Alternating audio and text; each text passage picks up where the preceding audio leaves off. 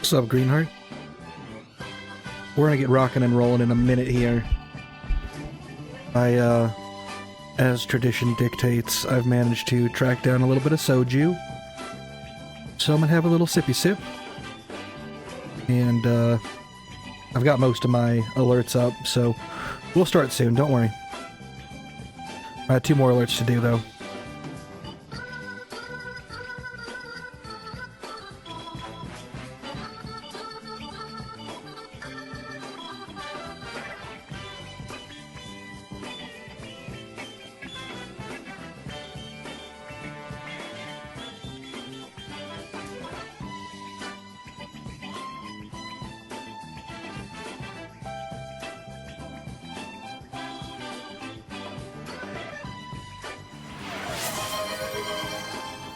Welcome in, Zug.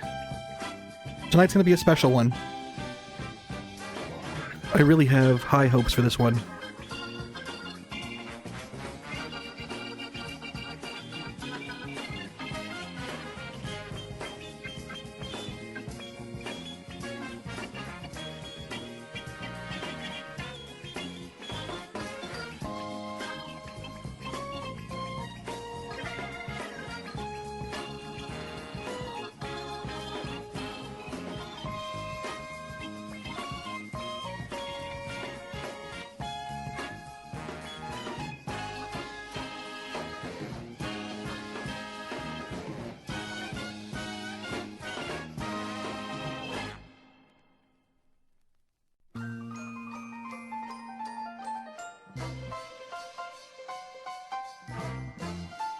Don't worry, I'll give us a brief explanation before we launch into this mystical, magical journey.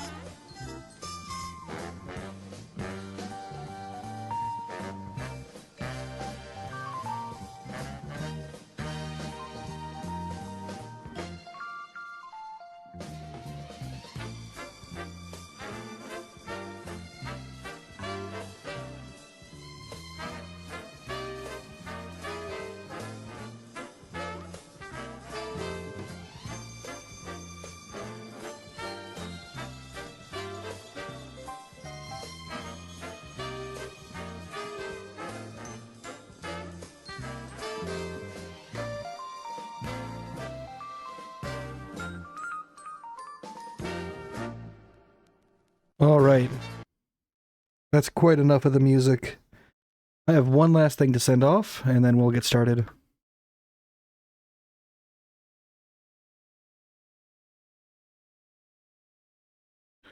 One moment.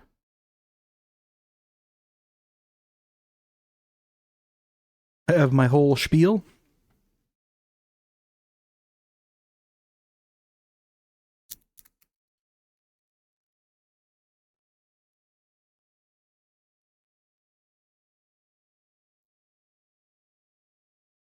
Ugh.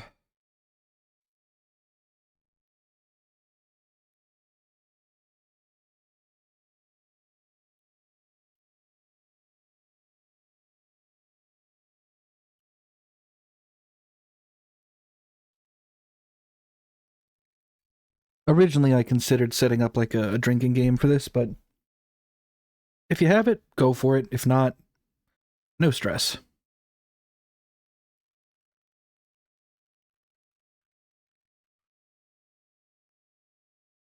Alright, that's my last thing sent off. This shit doesn't crash, that is. I've been experiencing a lot of crashes recently. Speaking of crashes, if any of you are not currently watching Greenheart's playthrough of Fallout New Vegas, you really ought to be. We stream sometimes on Mondays with her, but I always tune into her work because she does really good work. So, you know, hey, you know, speaking of crashes, right? Yeah.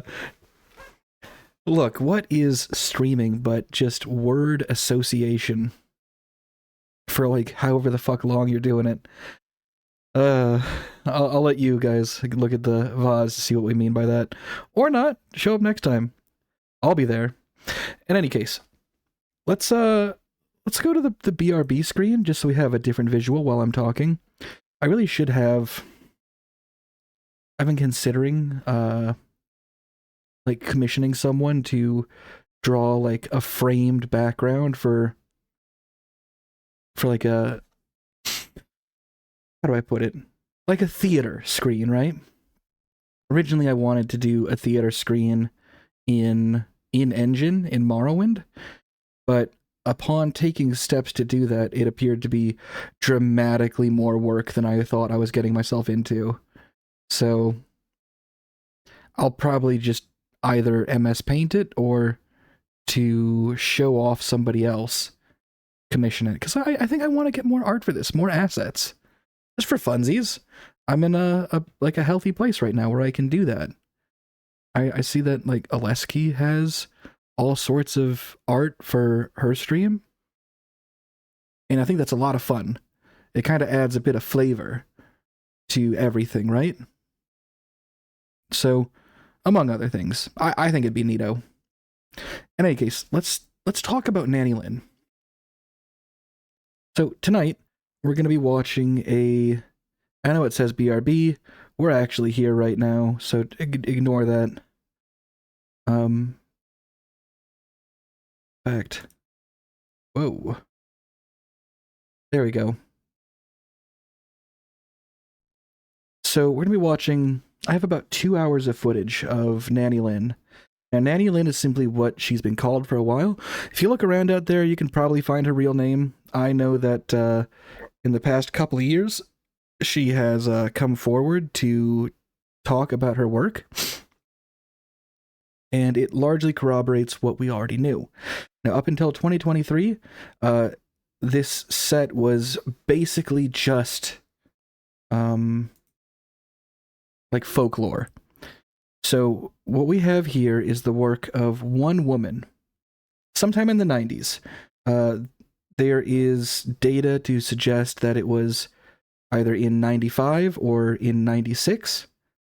But the short of it is, one woman with an Amiga computer and what is functionally a souped-up copy of Microsoft Paint was able to hand do the art that we see here, that we're gonna be seeing here in a moment, and do the animations by hand, and indeed the story writing, and all the voice acting, in what appears to have been just one take. It's, I'll point out why we know that when we get there. I have done my best to not be spoiled on this, because I want to kind of go into this blind. I have seen a tiny bit of it. A very small amount, and what I saw was thrilling to me. I've heard people talking about how it was essentially pixel by pixel, frame by frame animating. I don't know if that's necessarily accurate. I don't know how this drawing application that she used works, but you'll see that it is all 100% bespoke. Now, here's the really crazy thing, right? Here's what we do know. Nanny Lynn was making this, and again, 2 hours of animation. 2 fucking hours of animation is no goddamn joke. All right, you try doing a fucking half a minute of animation, you'll want to be dead after a half a minute of doing animation. But she had a good reason to do it. Nanny Lynn was a grandma. Is a grandma, I presume, barring any form of disaster that may have occurred to every single grandchild. But at the moment, when she wrote it, she was writing and drawing and voicing, etc. We've already said this, for an audience of 6 people. 6 grandkids. All this work was a labor of love for 6 grandkids. It likely would not have been seen at all by outside audiences. Had it not been, if I'm understanding the story correctly from the little bit of research I did, basically, she did all this on a giant stack of floppies. She took it to a place to get it all copied onto like a VHS tape. And during that transfer from copies to tape, some of the employees, as the story goes, saw what was there and were enthralled by her work, and at that stage made illegitimate copies for themselves. Not Nanny Lynn's work, right? Theirs. They made their own bootlegs. At which point, these bootlegs spread on the bootleg scene or during parties. One of the people involved in this, or who claimed to be involved in this, said that for however long they would show up to their parties and they'd have copies there and they would just abandon tapes at parties. Which I think is kind of cool if it's true. So basically, this is a private, unique work meant for a very small audience that would have been lost to time. Truly. It would have just been gone. But due to the work of people who wanted to spread this, because they recognized that it was really something special, and an ongoing bootleg scene for 30 fucking years, it is here today, invisible. You have some guy somewhere in the upper Midwest was impressed by this work, originally meant for just a few kids, that we're now all going to be watching it. I'm spending my afternoon streaming it to you. If that tells you anything about how weird and unique and special this is, I think that maybe we'll be on the same page. So I think we're just about ready to get started. Let's move on over to the movie screen. One moment.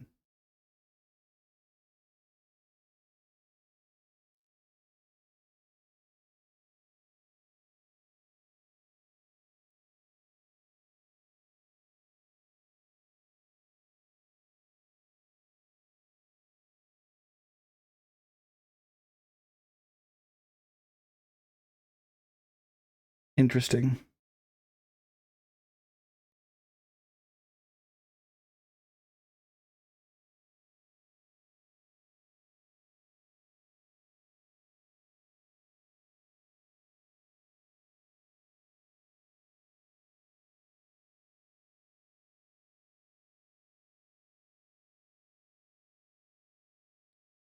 And I'm not sure if it's appropriate for me to have my little guy up.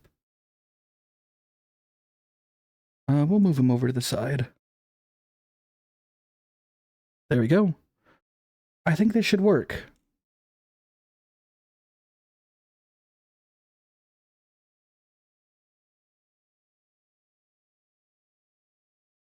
Yeah, that should be good. All right, so folks, if you got drinks, if you got a J, or whatever, because I've screened a tiny bit of this, it's a trip. Smoke them if you got them. Join me in a little sip if you don't. Or, those of you watching sober, God bless. Good for you. You know, it's all cool here. Let's get started, huh?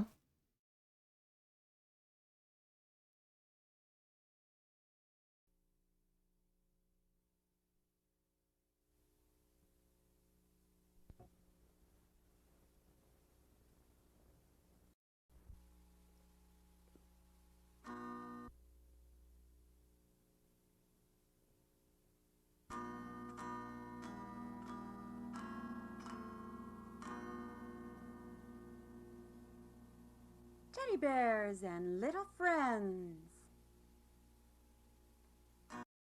All right, it's a little quiet, but I do believe it'll get a bit louder, so we'll just sort of see what happens. I'll try to be not too loud. So if it's too low, we'll find some way to juice the audio, okay? Let me know if you're having a tough time hearing it.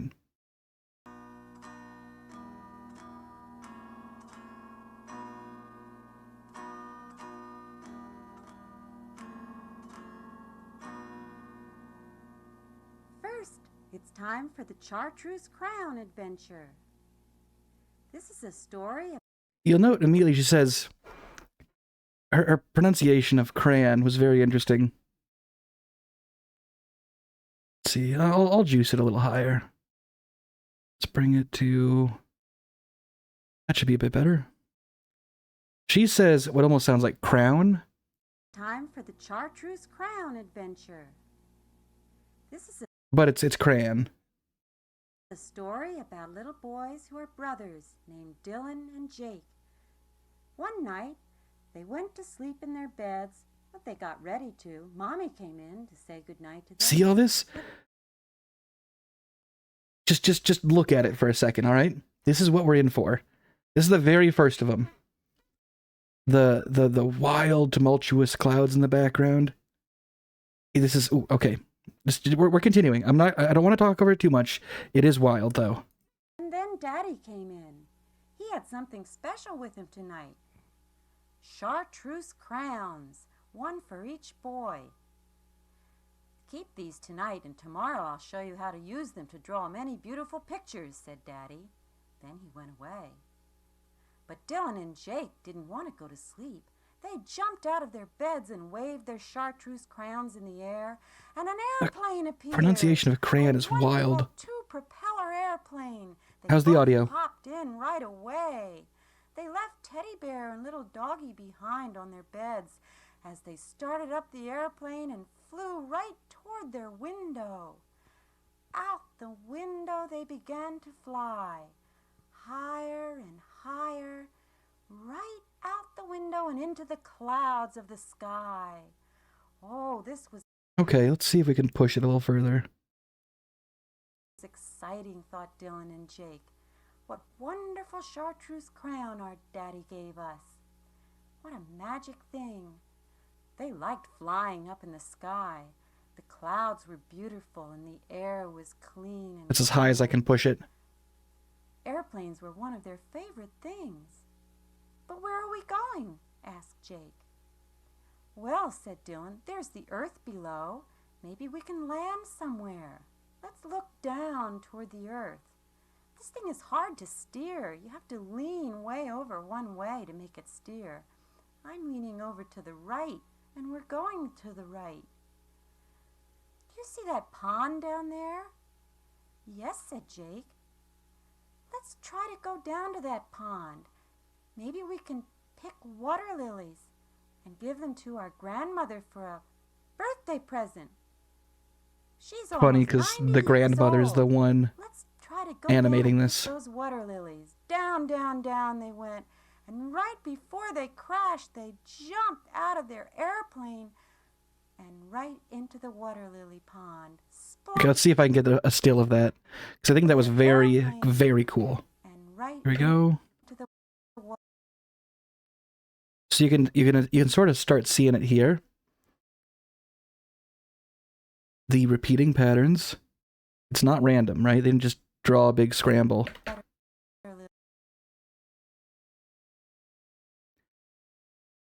Keep an eye out for these as we go further.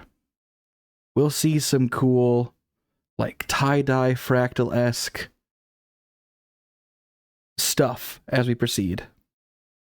I think this is very cool. It's not random. It's scribbled, and maybe it's, like, repeated, but there's some... Due to the shape we're working with here, we can tell that there's some math involved in this image. Lily pond. Splash they went, and up they popped with water lilies on their heads. Let's get out of this water, said Dylan. Yeah, said Jake, I'm all wet. so they got out and started running through the woods, trying to find their Nanny's house. Let's give her these wonderful flowers for her birthday, they sang together. Happy birthday to you. Look at the Give her these backgrounds. wonderful flowers for her birthday. There's like the artistry on display here is wild. All right, I would go so far as to say inspired. Just there's some colors, the little pond here where we have the reflection from above. I like the background a lot, is what I'm getting at. They sang together. Happy birthday to you, happy birthday to you, happy birthday, dear Nanny, happy birthday to you. Here's Nanny's house. Nanny, Nanny, look what we got for you. Beautiful water lilies. Oh, thank you. Do you want to give me another read again on Water Lily? Nanny, Nanny, look what we got for you. Beautiful water lilies. Oh, that's a nice little cut. This is the beginning, so you can tell she's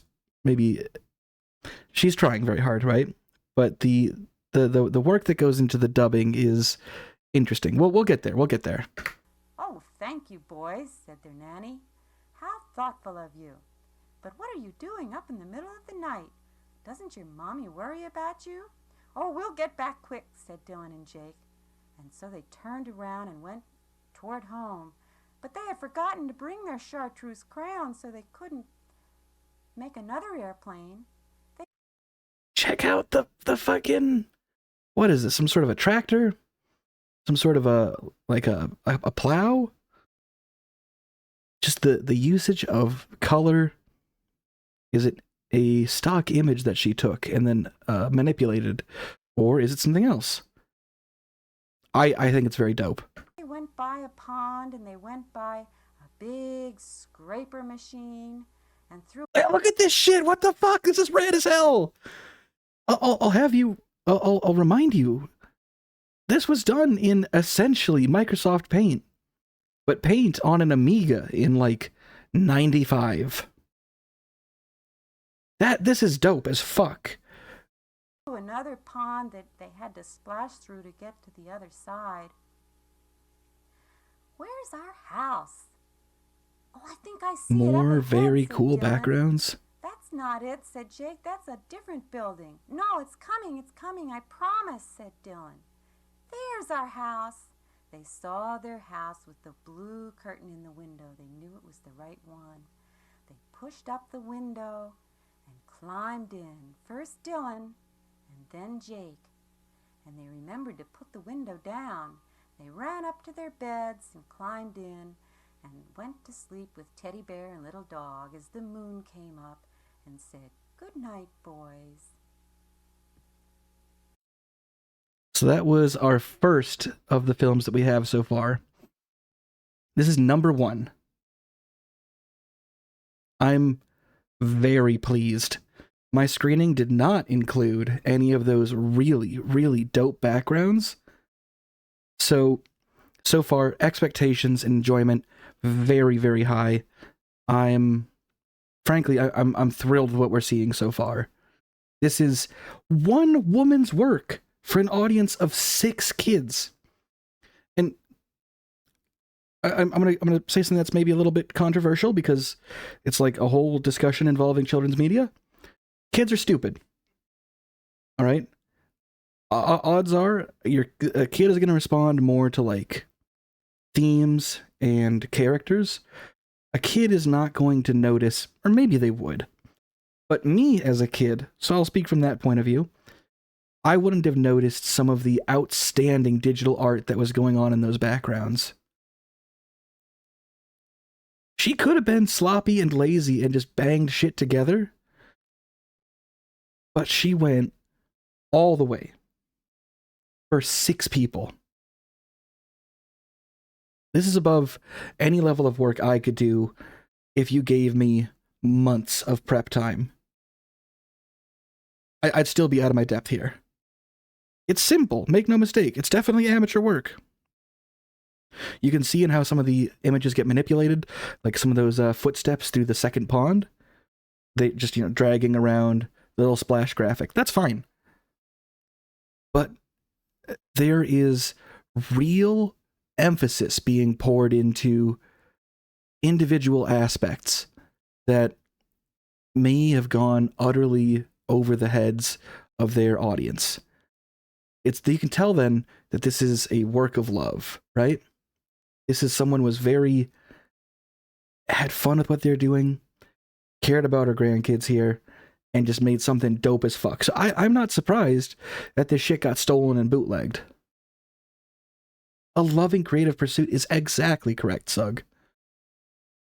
That's, and we're gonna quick level here for a moment. I have a hard time finding good movies for our movie nights. My sort of standard is something like Who Killed Captain Alex, right? Where there's like, you can tell, even if it's not great, you can see the love that went into it, right? The Who Killed Captain Alex team, the Wakaliwood team, they had fun with what they were doing, and you could tell. They loved what they were doing, and you could tell. That sort of quality, it is visible to the viewer. Something that is unknown, but like beloved. It's hard to find shit for my movie nights. And so far, this seems to be a perfect fit. That's why we haven't had many.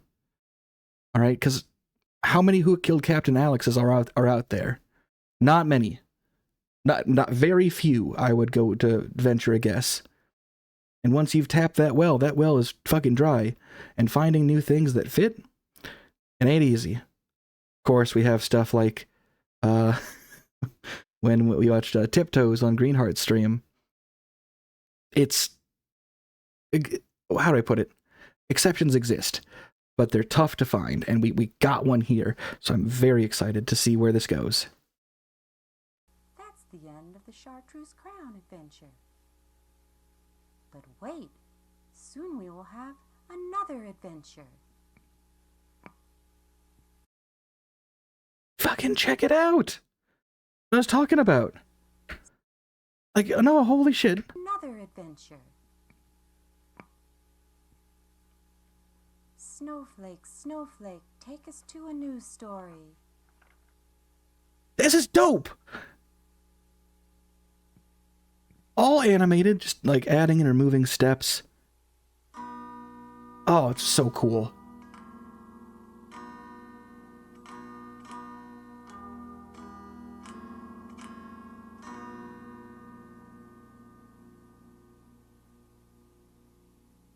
God, that's rad as fuck.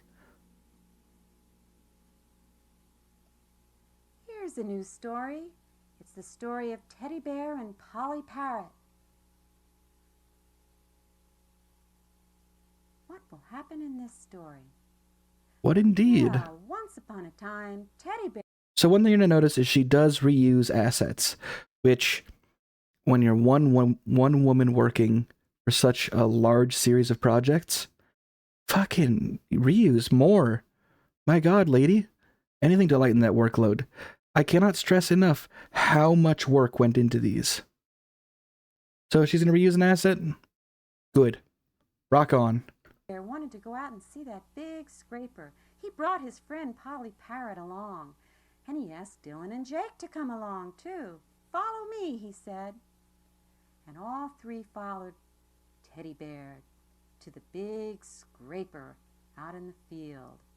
Polly Parrot waddled along, and Jake came crawling along. Then he stood up, and Dylan came along after him.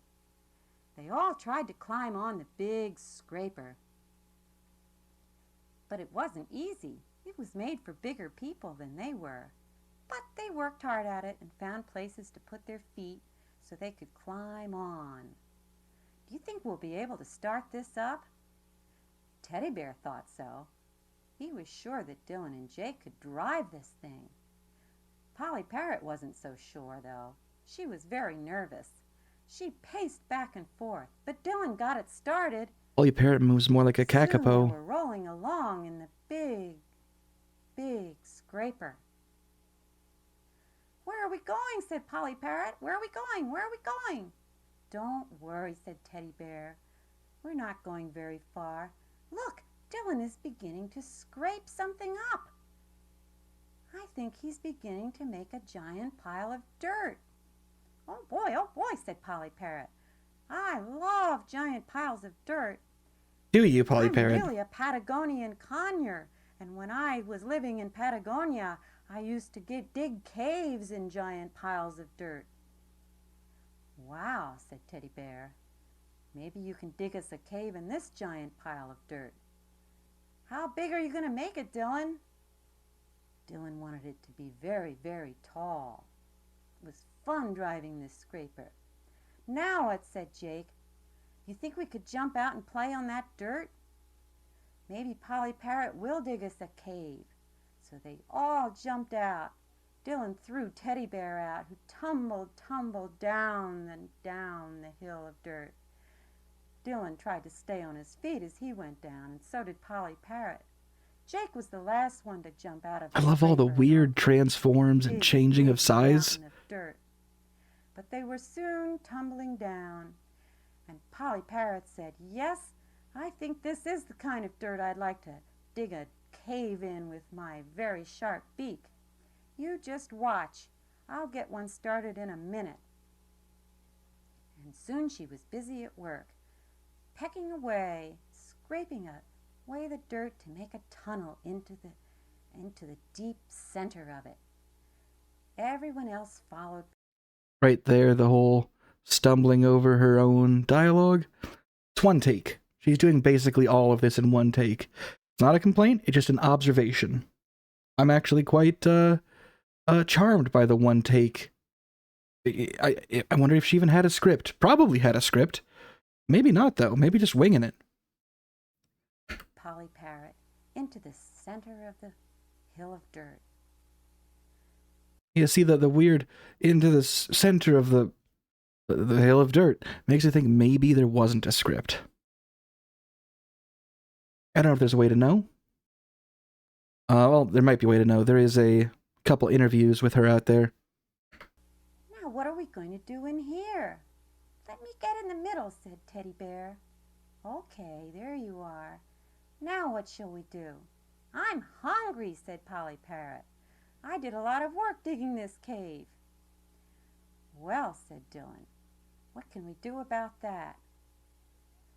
Jake said, didn't you bring your magic chartreuse crayon with you, Dylan? And Dylan said, yes, I did. Let me wave it and make a nice plate of cookies appear. Oh, goody. Everyone take a cookie. Here, one for you, Polly, one for you, Teddy, one for you, Jake, and one for Dylan. Everybody ate their cookie, and Polly was so hungry she grabbed the last one. Now what? Why don't you tell a story, Polly Parrot, said Dylan. Okay, said Polly Parrot. In Polly Parrot Land in Patagonia, all my friends come and they all sing together. They sing silly songs, but we like each other. We sing, hello, hello, goodbye, goodbye, wake up, brush your teeth, go to sleep, wake up, hello, goodbye, wake up, brush your teeth, go to sleep, wake up, brush your teeth, goodbye, hello, we're hungry, give us a cracker, give us a cookie. Oh, that's a silly and boring story, said Dylan. How about you, Teddy Bear? Can you tell us a better story than that? Yeah, fuck you, Polly Parrot. Why don't you God come damn. with me to Teddy Bear Land? So they all did. And there were so many teddy bears in Teddy Bear Land. And what happened? But they started to sing. We sing our song to welcome you to Teddy Bear Land, where nothing ever happens and life is very bland. For all we do is sing our Teddy welcome song all day, bouncing on our giant beds, the only game we play. So having you to visit us is quite a special thing. We hope that you can hang around and help us bounce and sing. And maybe you will help us think of something new to do, for our brains are very tiny and our thoughts are very few. Yes, our brains are very tiny and our thoughts are very few. Please stay right here and help us think of something new to do. Our song is almost over and we see you're going to sleep. Are we so very boring that we cannot even keep you wide awake enough so you could teach us one new thing? We thought you'd know a brand new game or brand new words to sing. We'll have to try to wake you with the last part of our song. We'll jump around both up and down to carry you along, to send you on your merry way from Teddyland, where nothing ever happens 'cause life is very bland. Ow. Dylan and Jake bounced right back into the real land of their cave. And there they were, all four together again. Well, that was an interesting song, said Dylan and Jake, but I think we've been gone too long. Maybe we should get back to our house. She writes little songs for it. Oh, it's just so charming. Goddamn, Nanny Lynn. So they crawled out of the cave backwards and went back to their house. There's the blue curtain again. Come on, Teddy, you've got to get in here first. I'll throw you in after I push up the window. And Dylan and Jake once again crawled in, and Polly Parrot went off to try to return to Patagonia, while Dylan and Jake ran upstairs and got into bed just in time before Mommy came in the door to say goodnight to them. Hello, boys. Have you been doing anything interesting? I heard some funny noises. No, we've just been here waiting for you to say goodnight. She kissed Dylan and blew a kiss to Jake and said goodnight to her boys. And they finally went to sleep. That's the end of the teddy bear and parrot story. We're back to this thing.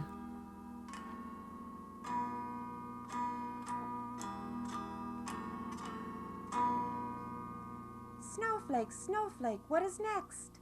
Story number 3. Coming right up. It's the story of Teddy Bear and Little Dog. So, this is our first collection of films. I'll let you know that it gets weirder the further we go. So if these are seeming a little bit... Again, I don't want to say like milquetoast or straightforward, because what we have here tonight is anything but. We've already hammered that point into the ground. I would just like to stress that stuff will get weirder.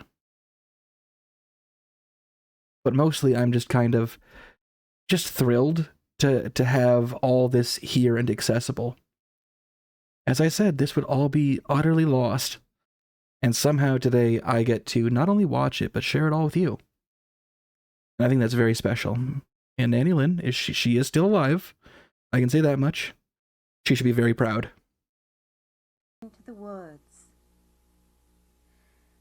Another night, when Dylan and Jake had gone fast asleep, Teddy Bear and Little Dog wanted to have an adventure all of their own. They jumped out another window that they could reach and started walking. So this is interesting, because they keep using the same house. But they're like, hey, we know it's this one on account of the blue curtain, right? The boys sleep in the upstairs room. They have like an internal logic of what this building is like. Went out a different window, and sure enough, it truly is animated a different window. So does this count as like, I don't know if anthology is the word, but there is like, the sloppiness could have crept in at any time, and it has yet to do so. Now, did she animate a different window? Or did she write it to be that way? And the animation was... How should I put it? Did she accidentally animate the wrong window and then just script it later on to make it fit? Or did the script call for going out a different window? Does it matter? I don't know. All I'm saying is, it's clearly the same building, and the internal logic that holds the home together is like something that exists in the author's mind. And maybe in reality too, as this was, in fact, made for, you know, some kids. So I think it's interesting that they're moving around the house and using this normally unimportant part of the story in different ways. Into the woods. Deep, deep into the woods they went, They found many trees, and soon they were so far into the woods they were quite lost. They came to a big pond. Doggy and Teddy Bear almost fell in as they were jumping along, but then a log came along, and they jumped onto the log, and the log floated out into the water. What a fun boat ride this is! But then they fell off the log right into the water with giant splashes. And Teddy Bear swam backwards and Doggy swam forwards. And then they ran through the woods again, and Teddy Bear was a little bit worried. Where are you, Doggy? Oh, there he is. Good. Doggy licked Teddy Bear to try to make him feel better. Now what shall we do? Ooh, there's a hollow tree. Let's go down inside. Oh, this is exciting. Look at the roots of that tree. It feels almost stream of consciousness, right? As they walk up to the tree and it expands around them to fit, right? The hole in the tree, as they saw it, wasn't that big, but as they approach the hole and they get into it, it balloons up to be a whole big room. And then, rather than the roots being visible from the get-go, they are drawn into the world from above and down, expanding. As if the space that they're going into is, changing around them. It's dream logic, right? I don't know how to properly explain it, but the fact that all of it grew in once they arrived is a touch that I find interesting versus just walking into a zoomed in area where the roots were already present. I'm doing a very poor job of explaining what I mean by this, but I think you follow. Here comes. Who is this? Hello, I'm Mrs. Groundhog. Are you visiting me tonight? Yes, said Teddy Bear and Little Dog. Well, come on in and let me show you my family. She took them deep, deep into her cave under the tree with the roots, and there were her children, 4 little groundhog babies. Come, children, it's time to eat, said Mrs. Groundhog. She rolled over so they could see her little nipples, and they went to suck the milk, the little groundhog milk for little groundhogs. But Teddy Bear and Little Dog wanted some too. They were hungry. They're always hungry. And soon they ate so much that they grew enormous. So enormous, in fact, they couldn't get out of the cave anymore. They looked out and saw a giant woodpecker flying by, and Teddy Bear waved and cried for help. Help, help, help us get out of here. Quack, quack, quack, quack, quack, said the woodpecker. He was busy flying around, looking for a good tree to peck at. Oh, all right, I'll come and help you, he said. And he pecked the hole real big, and then Teddy Bear and Little Dog could get out. Soon they saw another little friend, a little baby deer. The baby deer was so interesting, they followed him. They followed him until he came to his parents. Again, I've said these things so much, but just look at this. God damn, this frame here is rad as fuck. The trees got the gradients, but with like dark evening lights. It's not just like, oh, it's a black sky, right? That's easy shit. Now we got blues, we got purples, we got greens shining through where you can see the leaves. It's got so much character. Right? I think really that's the word I've been looking for. Is character. 'Cause god damn. And then they asked the parents if they could find their way home. You know, we're a little bit lost, said Teddy Bear and Doggy. And the daddy deer said, why don't you ask the owl? He knows many things. Who are you, you? Where have you been? How do you do? I thought I knew a thing or two, but I don't know the two of you. You're both quite small, not tall at all. You have no wings, so you would fall if you were here with me, so high up on this branch, so near the sky. But what is this I see you cry? It's not because you cannot fly. You're tired and want to find your beds, you fluffy little sleepy heads. You've lost your way, and if I may, there's something I should like to say. Return, return the way you came, and everything shall be the same. So Teddy Bear and Little Dog turned around and tried to find their way home the way they came, just as the owl told them. That's great. So It's just so fucking good.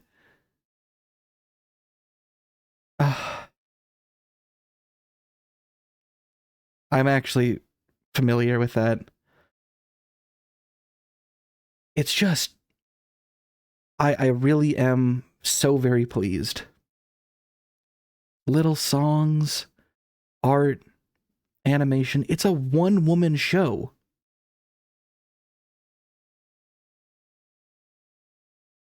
You gotta wonder, really. There can't have been many Nanny Lyns out there, right? People who would spend hours of time to make hours of footage for a small audience that, when they become adults, might not even remember it. There's not that many people who are capable of it, let alone at this time in this medium, and doing it all on their own. And the fact that somehow this slipped through the cracks in just the right way, that it could be known and shared to this very day,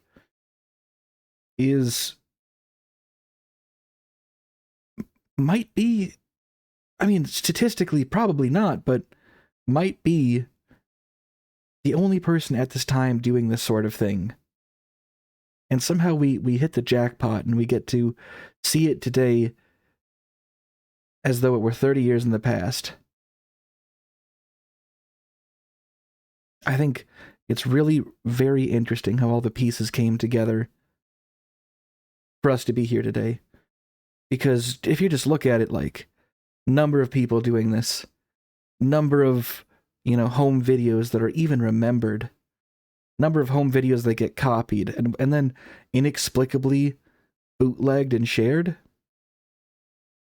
It's like, this is like the shiny Pokemon of home video projects, if that makes any sense, right?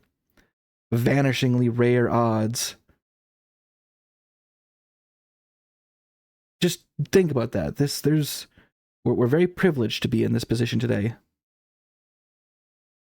the moon coming up, so they knew it was very late at night. Then soon they were back at that same pond that they had been in before. At least they thought it was the same pond. You wait here, said Little Dog. I will, said Teddy Bear. I don't want to get all wet again. No, I don't want to get wet at all.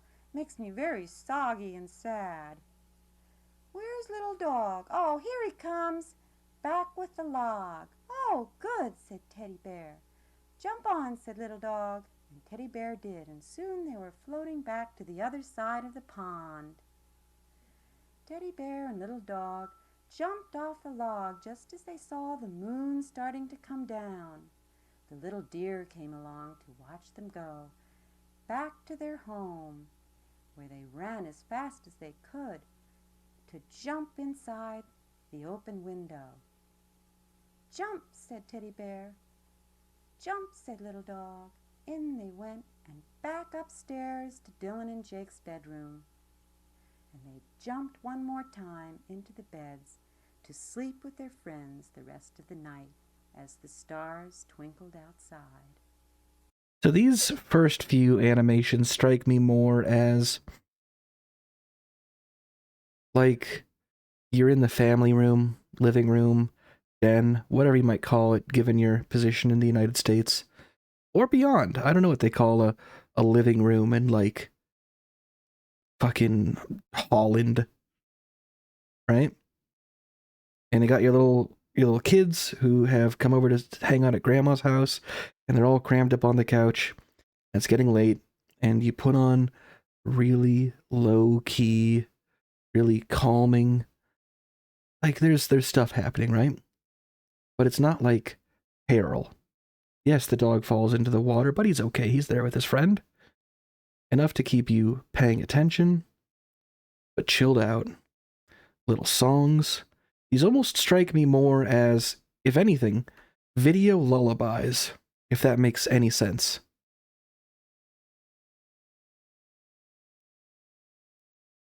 All right, let's continue. That's the end of the story of the little dog and teddy bear in the woods.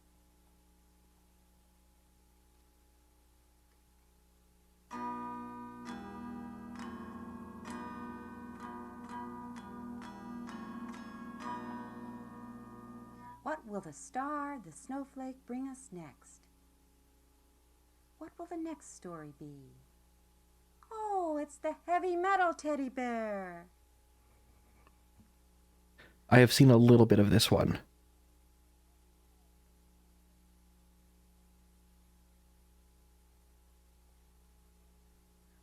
I'm a giant, hungry teddy bear, so big in fact I'm very rare. I spend all day in the great Northwest just doing my very, very best to eat these silly salmon fish. They're such a hopeless, boring dish. They jump into my open jaws. I don't even have to use my paws. It's time for me Yeah! Fuck yeah! to find the North Magnetic Pole. I'll gobble it up and begin to feel like a living, breathing bear of steel. I'll turn around and wander south. Heavy metal jumps right into my mouth. Steam shovel, airplane, truck, or car. No iron or steel will get very far. My only problem is bubbling gas. Sometimes I have to stop and let it pass. Steam shovel, truck, or ambulance. I'm doing my heavy metal dance. I'm the heavy metal teddy bear. I eat heavy metal everywhere. You heard her, yeah. My only problem is bubbling gas. Sometimes I have to stop and let it pass. Yes, I'm the heavy metal teddy bear. I'm eating heavy metal everywhere. Yes, boys and girls, this is the story of the heavy metal teddy bear. He went wandering south from the great Northwest down to Canada, eating everything made of metal. There's a person in there. There's a person in there. Came to a Mercedes, and it went right into his mouth. He went on down further into Canada, and a truck jumped in. Just like that. And along came that ambulance. And even that big ambulance went right into his mouth. What an amazing bear. And just a little red gas bubble went flying up into the air. Then Teddy Bear went further south, down to where they were making a big road. And there he found yet another steam shovel, and yet another steam shovel went right. We have an ad in 5 minutes. I will pause when we get there. Further south he went, the warmer it got, so the gas bubbles kept coming. finally he went so far south that he was in Michigan.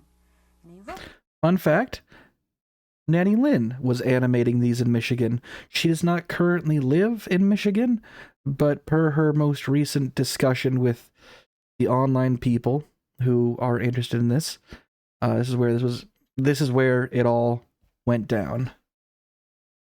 down into the backyard of, yes, little Dylan with his playgroup. They were making a special rocket out of recycled tin cans where they put baking soda in. And then they hoped that the baking. Hey, so sidetrack here. When any of you were growing up, or even today, did any of you ever try rocketry? I remember being a kid and like spending time cutting out fins and the big body of the rocket and setting up little chemical engines.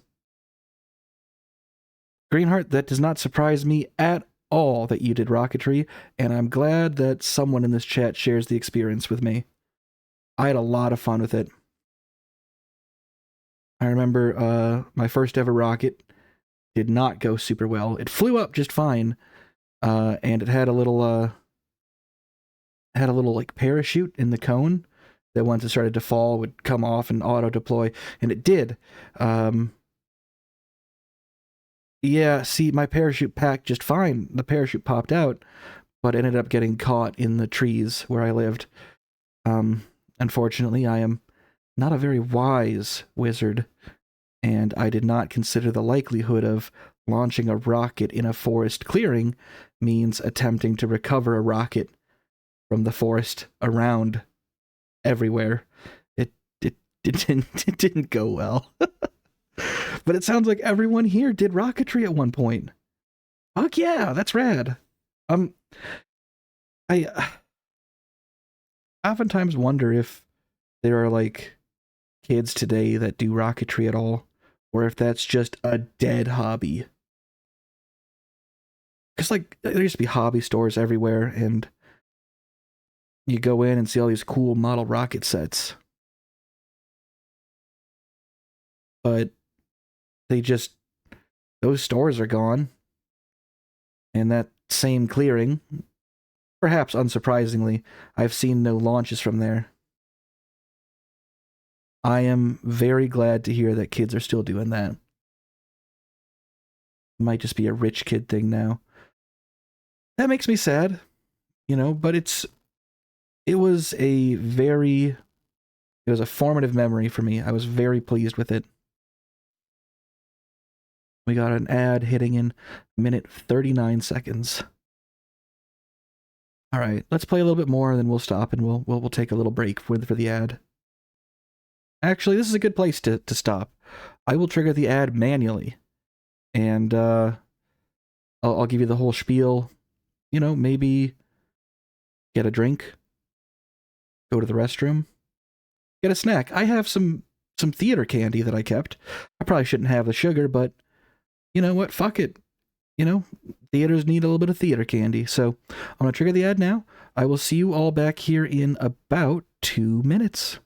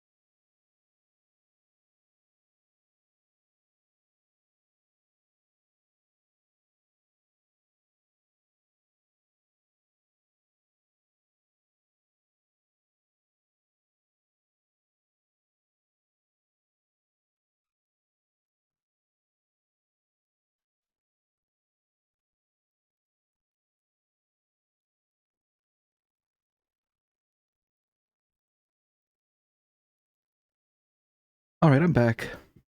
Thank you all for waiting here. I have a little bit of water. I also have a little bit of soju. Get started again. I think if you needed a drinking or smoking game, anytime you see a crazy fractal, do your thing.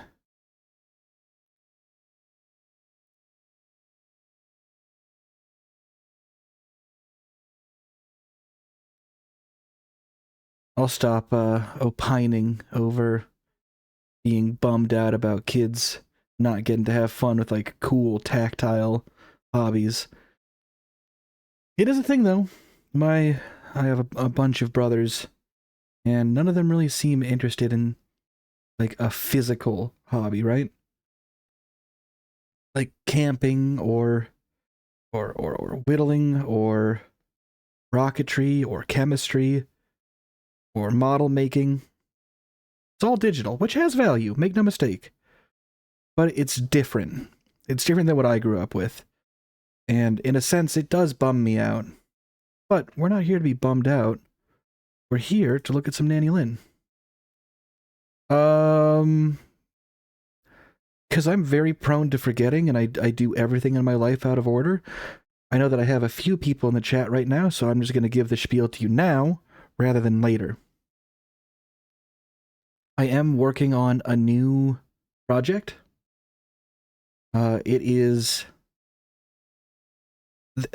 for some reason, an overabundance of strange Christian 3D properties. Dorby's, Gaither's Pond, Joshua and the Promised Land. There's a few others.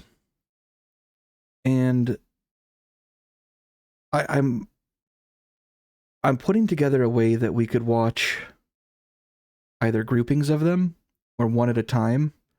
Or like, I'd probably call the segment Sunday School. I did say Gaither's Pond, yes. The people who made Gaither's Pond also made Dorby's. So maybe you're familiar with that as well. Call it Sunday School, where we go through and we watch and see if there's any value whatsoever in these animations, or if it's just like literally preaching to the choir, right? Is there anything here that people would come to and watch if it weren't religious material? Or is it like genuinely interesting besides the, and let's face it, the crutch that it's kind of using, right? Because if you're making, strictly religious material, right? Let's say VeggieTales. Part of why VeggieTales was successful was it had a built-in audience, right? You can go to like your Christian book and movie store, and parents are, scared of the secular world, will buy those things only by the sheer virtue of them being religious media, right? So in that sense, it is a bit of a crutch. So that is something I'd like to explore. Also, let's face it, some of these animations, Sug knows what I'm talking about when I said Gaither's Pond, are fucked. Gaither's Pond's animation, fucked. Dorby's, fucked. Joshua and the Promised Land, really fucked. And so we can still do our usual thing here of either looking at, unique media made by a small team, or shitting on straight up garbage. Either way, it's a win-win. So that's a segment that I think you don't know. Okay, hold on.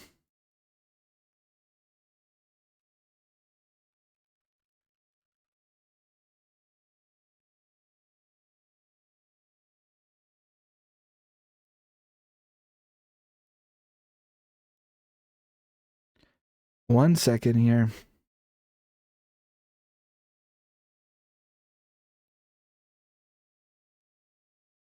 This is what Gaither's Pond looks like. You are correct in that the family does sing hymns, but for some reason they inexplicably got into the children's 3D animation market, and Oh, I'll let it speak for itself. It ain't good, is it? So I think it would be a fun basic framing device to check out some trash, you know what I mean? It really does. It has that Gmod stank.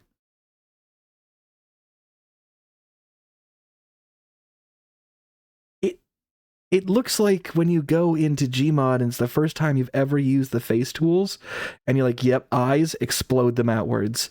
Mouth, open up enough to eat the watermelon model, and then just thrash it all over the place. However, this is old. This predates Fiverr, this predates ChatGPT, this predates all of that nonsense.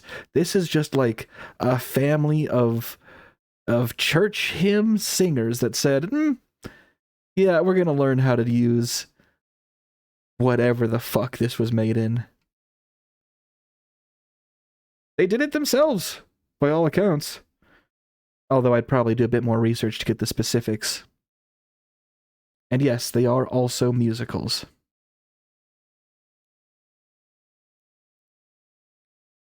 Now, let's get back to our feature presentation. Soda would bubble up and make the rocket go. Let's count backwards, just like they do at NASA, said one little boy. Let's go 10, 9, 8, 7, 6, 5, 4, 3, 2, 1. Blast off! The baking soda was puffing and huffing and puffing and blasting the rocket right off into the sky as the children watched it go up high, way up past the trees, and who should come along but Heavy Metal Teddy Bear. And even though the rocket was only made of tin cans, they were metallic enough to go right inside Heavy Metal Teddy Bear. But that baking soda, it made him burp, and then, whoops, he vomited everything up. The rocket, the cars, the trucks, the ambulance, more steam shovels and trucks and the airplane, everything came out. Poor Heavy Metal Teddy Bear, he was sick to his stomach. That baking soda was just the last straw. Oh my goodness, I wonder what happened to all those things I vomited up. He went looking past the house where Dylan lived. And the children wanted to go see too. They had heard a giant crash. There out front were all those vehicles that the Heavy Metal Teddy Bear had eaten. But along came a crane to help clean up this mess. First the crane took a truck, then it reached down and took an ambulance, and then the Mercedes so the lady could drive home, and the giant road scraper so we could get back to She work. acknowledges the lady was in there. Dr. Scotty Do-Right came along to help the people that were in the airplane. One man had a cut on his face, so Dr. Scotty Do-Right pulled out a Band-Aid and put it right on his face. You're okay now, he said. No, there's no casualties. There's no casualties. Dr. Scotty Do-Right is there, and he's putting Band-Aids on all their faces. Look at this guy. Hold on. Let's just make sure that we're all seeing the same thing here. Oh, yeah. See? Dr. Scotty Do-Right is making sure these people in the plane are all okay. Okay? Isn't that right, Doctor?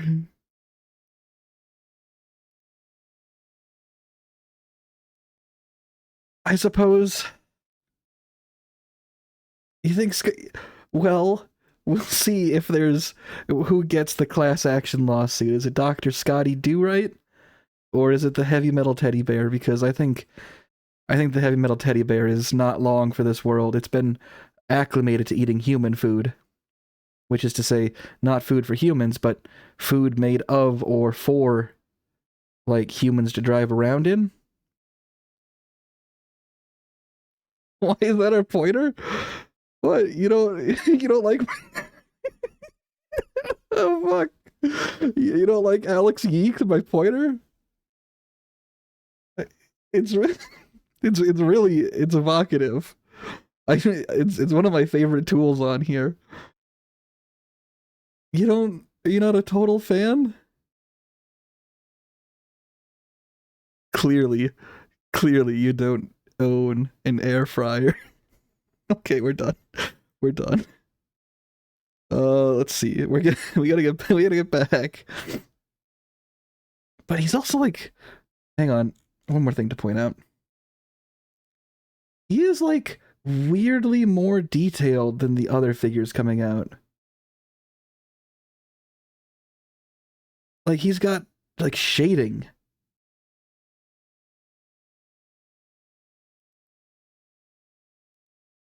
All right, let's continue. That could be the case. That could be the case. Grannies still be getting it on. Anybody can, really. Might be the case. Maybe she knows a Dr. Scotty. That is the business of Nanny Lynn and not mine. If Nanny Lynn is interested in this, look at this hunk of a doctor. Do you see how big his arms are? Doc is fucking jacked. He's yoked. He's shredded. He's a fucking grade A beef boy. You can't see my mouse. God damn it. Don't make me do it again. He's a grade A beef boy. He is so strong and so handsome, and he's a doctor, as you can see by the stethoscope. Yeah, he could just like pick you up and throw you like a football. And I bet he would get a perfect spin. And then I bet he's so fast that he can run all the way to the end zone and catch his own throw. And then he wouldn't spike you into the ground. He'd put you down gently. Because that's what he is. He's a gentle man. Why are we writing fan fiction about this doctor? We gotta get to see where the heavy metal teddy bear ends up. Came a lady. He checked her out and she was okay too. And then a very nervous gentleman who didn't have any hair on his head. Oh, you're okay. Check it the fuck out.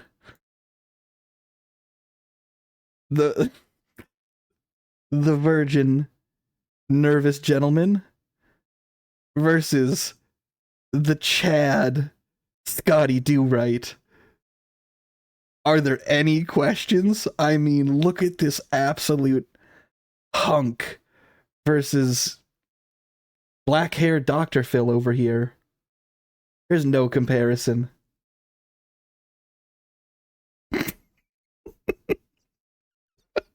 And yes, it is we. You're here. You haven't stopped this. You are a party after the fact, or during, or however that works. God, I wish I could do what Nanny Lynn does. I don't have this level of skill. Nanny Lynn is like, her power level far outscales mine. Just because I can agree with her statements regarding a particular doctor doesn't mean I am her. Don't worry, said Dr. Scotty Do Right. Off you go. And finally, one more lady came out. The pilot's ready to fly back to the North Pole, she said. Okay. Yeah, you got it. All right. Yeah, you're all right. What's happening? Heavy metal teddy bear's vomiting one more thing. Oh, it's the North Magnetic Pole. Well, it's just in time to get a ride back where it belongs on the airplane. Let's watch it go. First, it has to back up. Back it goes. And there it goes, taking off toward the North Pole. That's a good idea, said Heavy Metal Teddy Bear. I think I'll go back there too. Bye-bye, children. Bye-bye, Heavy Metal Teddy Bear, said Dr. Do Right. Everyone waved goodbye, and everything went back to where it belongs. That's the end of the Heavy Metal Teddy Bear's story. I think that's my favorite one yet. Here's the snowflake. What was that noise? Hold on. What was that? Listen really closely. If you have background music or other projects, maybe you're doing the movie night while you play a game, just quiet that down for a second. What is this noise that happens here? Here we go. Listen.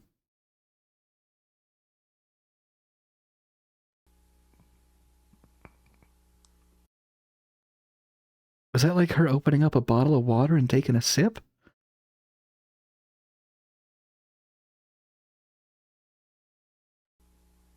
Here's the snowflake again to take us to one more story.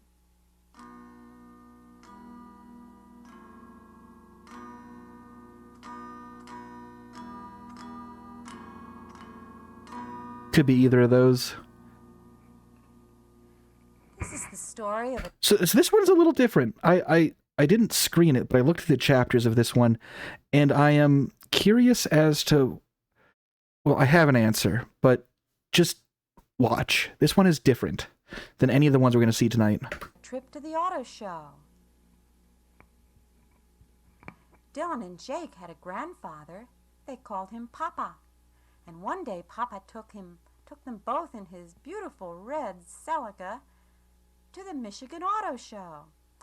Dylan and Jake talked all the way there. How long is this going to take? Are we there yet? Are we there yet? No, we're not there yet. Just wait a little while, said Papa. I'm driving. Try to be quiet. Here it comes. Michigan Auto Show. I love the transformations. We've already said that. I think it was a really neat little zoom in. Okay, everybody out. Oh, 3D! 3D effects! Car they saw. Holy fuck! What is it? Asked Dylan. That's a solar car, said Papa. It runs by sun power. Oh, I want to get down and see it, said Dylan. Well, all right, said Papa. I'll let you down. He very carefully put Dylan down, but he held on to Jake because he wasn't sure Jake would behave. But Dylan didn't want to stay near them. He ran right over to the beautiful blue solar car and opened the door to get in. Oh, this is just what I wanted to do, thought Dylan. Lots of leg room, too. He closed the door, and then he discovered inside there were so many buttons and dials to play with. Oh, this is as much fun as playing in Papa's car, he said to himself. He pushed every button he could find, tried to turn on the radio, but he couldn't figure out which button was the radio button. This one? No, that just makes the windshield wipers work. That one makes some lights flash. They're weirdly Guess I'm gonna have to low. wait till I'm 16 like everybody else to really learn how to drive. But I sure like pushing all these buttons. Wish they'd let little boys learn how to drive. They This should. car looks like a lot of fun. Yeah, the roads would be great with like an 8-year-old on it. Imagine Wonder what like a child's road rage. Dylan, I bet Jake and Probably Papa more are getting dangerous than little like a worried. pickup truck driver's road Spending rage. too much time Because they have no in there. concept of like Just gonna push a death few or more buttons. consequences. Just this one and this one and this one more time. Oh, I do like doing this. I don't want to leave, thought Dylan. Maybe if... Oh, okay. Time to get out. I know, I shouldn't have done that. Maybe, but maybe. It was so much fun in there. Well, said Papa, I think I'm going to have to pick you up to take you to the next display. So on they went to the next display. It was a Lincoln display. What handsome cars these Lincolns are, thought Papa. Dylan and Jake were not too impressed, but then a man came out who told them all about the Lincoln Town Car and how much room there was. You could fit the whole family in there, he said. You have a nanny too, don't you? Yes, we do, said Dylan and Jake. She would like this car. Papa thought about it. I don't know. Can I afford a Lincoln? Then they went on to see the Buick Riviera. It was not quite as expensive as the Lincoln. And Nanny Lynn said she liked Buicks. Let me look at this one. Papa went over and touched it. I wonder if it comes in green, he thought. Nanny Lynn really likes green. You boys like that Buick Riviera? Well, not that much. We want to see the next car. So to kind of emulate 3D, they're doing some interesting translation be the word? Translation and transformation of the stuff to kind of like, oh, we're gonna smush it. That's the perspective we're working with, and smush it and scooch it. I think that's very fun. It's very like, hey, we don't have actual 3D. This is what we're doing to kind of emulate it. I think it's charming. I had a Buick at one point. Killed that car. Yeah. Um, that's how I learned. Let me give you guys a very important lesson. I don't know where you are if you ever drive on ice, but seriously, if you're driving on ice, folks, especially like an endless sheet of ice that makes up all your roads because they haven't salted or plowed, or God forbid it's cold enough that it doesn't make a difference. For this one, I was going to the speed limit, which was the not what you do on icy roads. Yeah, don't do that. Go like half the speed limit. Someone gets on your case and starts tailgating you in like the highway because you're going half the speed limit during a blizzard where the highway is all ice. They're a dick. They're a moron. You're in the right. In any case, I was going the speed limit foolishly, and I had to take a turn. The car just didn't respond whatsoever, and I remember a couple things. Hit the brake, put the brake all the way to the floor. Nothing happened. And I remember I had one of the e-brakes as a pedal, was what the Buick had. Hammered that all the way down. Snapped the e-brake. It was that cold. I fucking snapped the pedal. Went clean off the road. Skipped my car right off the edge. And, yeah. Lesson learned. I don't know why I'm talking about this right now. Maybe it's, like I said, word association. There's a Buick. I kind of kill cars. It's a problem. But matters less if you get the cheapest, shittiest possible car. Okay, wow, tangent. Fuck. Here we go. What's the next one, Papa? The next one was a Mustang. Dylan liked the Mustang. It made him jump up and down. The man there told them all about the history of the Mustang, Ford's very sporty car. Dylan just liked the picture of the little horse. Get me one of these, Papa, as soon as I'm 16, he said. Well, Papa said, first you'll have to go out and earn money for one. I'm not going to give you one. Oh, said Dylan. Then they came to a very interesting vehicle. What is That's this? not a car. It's a pneumatic turtle machine. Turtle machine? Yeah, that's a futuristic kind of vehicle. It bounces up and down on a cushion of air. Oh, boy, Jake really liked this one. He wiggled and squiggled and wanted to get down. It was his turn to get into something. He ran over and the door opened and he climbed inside. Up popped the door again, and Jake discovered over on one side there were lots and lots of buttons for him to play with. So first he pushed one, then another, and then another. He saw Papa and Dylan outside the windows looking in. He knew they wanted him to get out, but he wanted to have his time pushing buttons too. It's got giant hands. Pushing buttons is fun to do.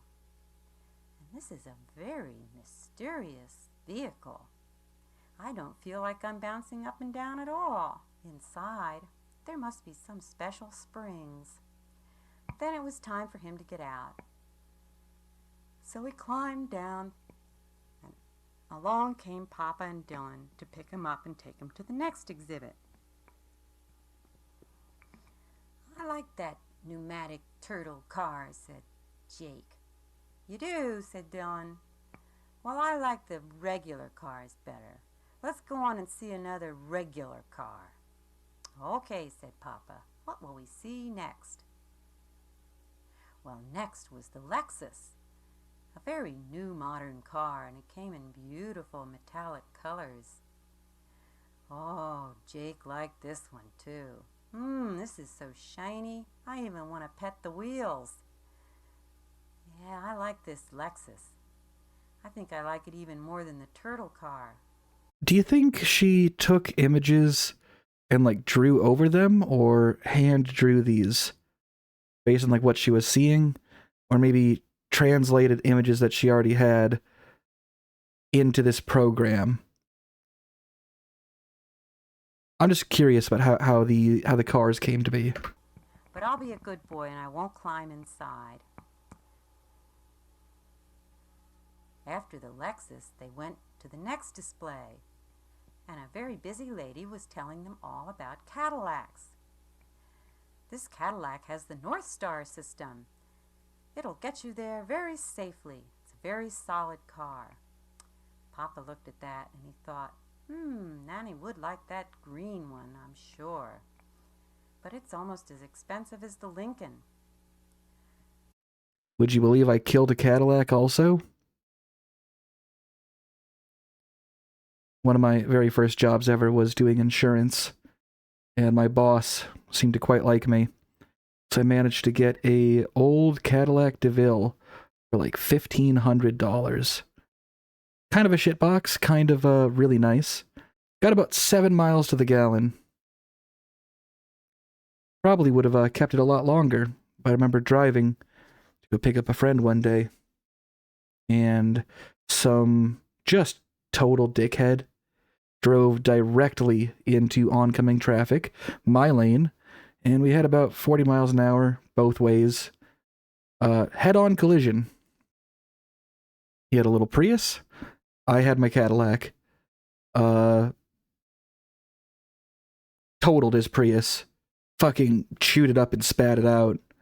The weight and construction difference between those two things was absolutely no joke. Yeah, my car, it looked like the front had been just kind of smushed in about like 1.5 feet, 2 feet. The rest of it looked basically fine, but the internals were fucked. In any case, the guy took responsibility, and all insurance gave me was $2,000 for it. That $2,000 I used to get my favorite car, which was not the Cadillac. It was an old Sable. In any case, I killed one of these. I killed a Buick. So far, let's see if we see a Sable. Then we can have like a 50-50 kill count for the inexplicable car section. I think I have. For the record, that insurance job, by the end of it, that boss fucking hated my guts. Because I was a dumbass teenager, and apparently not taking calls, and instead listening to Led Zeppelin in my little office he had me set up in, and smoking weed in the parking lot, and not calling to set up life insurance for people. Yeah, that makes you a bad insurance agent. Like, oh, I took a chance on your little... It was a... What do you call it? What's the word? Like where you go to a place for the experience. I know what the word is, and they don't necessarily pay you. I got a pittance for a payment. Like $10 an hour. But he was not happy about the car and the weed smoking and the me being kind of a piece of shit.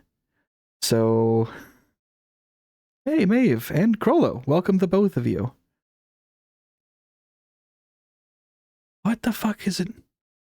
What is the word for that? Like a job for the experience. Oh, whatever. I know the word, I'm just doing a word association with other things, and suddenly I forget a different word. To think of something less expensive. They went on and saw another car called a Probe, another Ford car. And there was Dylan in it. What are you doing in there, Dylan? Thought Papa. The man came along and said, hey, wait a minute. Yeah, that's what I mean. There. Oh, he's just going along for the ride, said Papa. I can't remember the word. He'll come out all by himself when I walk away. Internship. Well, he better, said the man. So Dylan, when he saw Papa and Jake moving along, he did climb out all by himself and went along to follow them. The next car was a Thunderbird, Oh, I've always liked Thunderbirds. Everyone Dylan. likes He jumped Thunderbirds, right Dylan. on You're not top and he special. was running all over the car. Papa said, "Oh no, now what kind of trouble are you getting into?" But Dylan was having such a good time, jumping on the roof and on the hood. Thunderbirds were one of his very favorite kind of toy cars, and he wanted a real one someday when he grew up. But Papa was interested in those Toyotas, just like his Celica. They went to a display where there were different kinds of Toyotas. "This is a Supra," said the man who was selling them. "Oh, this is fun too," thought Dylan. He jumped right on Dylan. top of the Supra also. Dylan, get down. Jake tried to get over and pull him off. He did. And Papa thought long and hard about replacing his Celica with a Supra. If only it came in green. Next they went to another display. This was for a rescue ambulance vehicle. What is this? Look at those. All right, so we have a couple new people in chat right now, so I'll give a very quick description. This is the work of Nanny Lynn, a grandma who took the time to hand animate and write music for and voice and every single step of the process a bunch of little tapes for her 6 grandkids. They would have been utterly lost to time, except for when they were being put onto tapes. They, the people who worked at the transfer facility made a bunch of copies for themselves and distributed them as bootlegs throughout parties. They managed to survive into the internet age, and here we are. Some of these get really weird. This one is less weird, but I'll give an explanation about why in a little bit here. Lights turning. "Gee, can we get in there?" said Dylan. "I don't know," said Papa. "Let's go around to the back where there's a big door." Ah, there it is opening. I do, yes. That looks like an invitation. Let's all 3 of us go in. So we won't get in too much trouble this time. Srebrenica, I believe? So we all went in. Yeah, Papa we'll get jumped there up soon. onto the stretcher inside and sat down to rest. Hey, Jake Sir Gollum. reached up and found a stethoscope. Yes, intern was the to word see I if was looking Papa's for. heart was still beating. And Dylan reached down to find a spray can of instant dry plaster. He sprayed it all over Papa until poor Papa was stiff as a brick. "Now what shall we do?" thought Jake. "Well, let's push him off and maybe he'll fall down and the plaster will crack." Whoop, there he goes. Crack. Papa was finally free of the plaster. So out they went, and Papa said, "Now it's time to go home. I think you boys have had enough of the auto show today." So off they went toward home. And the boys talked all the way. "Are we there yet? Are we Yeah, there Papa yet? had We're like some hungry. Humpty Dumpty shit Are we going there on. yet?" "Well, I'm slowing down," said Papa. "I think I was going too fast. But we'll be there soon. I know your mom is cooking something nice for your dinner." "Aren't we there yet?" said Jake. "Almost," said Papa. "One more minute. Here we are. There's Mama cooking dinner." Damn, Mama's "Were jacked! they good boys today?" she asked her dad. "Oh, yeah, they were pretty good. I mean, they were boys after all. An auto show is very exciting for little boys." That's the end of the auto show story. So, context for this one. Those boys just really liked cars at that time when they were little kids. When I've read about this one is, inexplicable as it is, was just a way to show cars to the kids, because those little boys loved cars. That's all it was. Like, hey, how about you can't go to an auto show right now, because there's not always an auto show going on. Maybe you can, I'll just draw you going to an auto show. And in that way, you get to go whenever you want.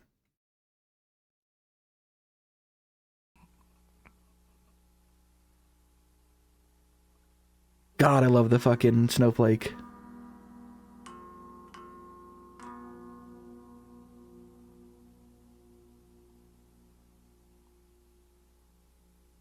The star will bring us the last story. It's Nanny Lynn's alphabet movie.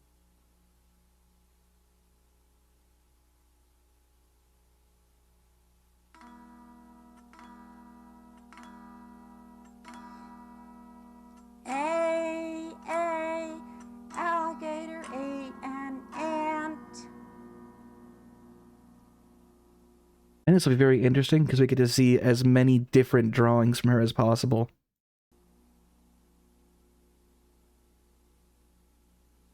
Bee, bee, baby blows bubbles.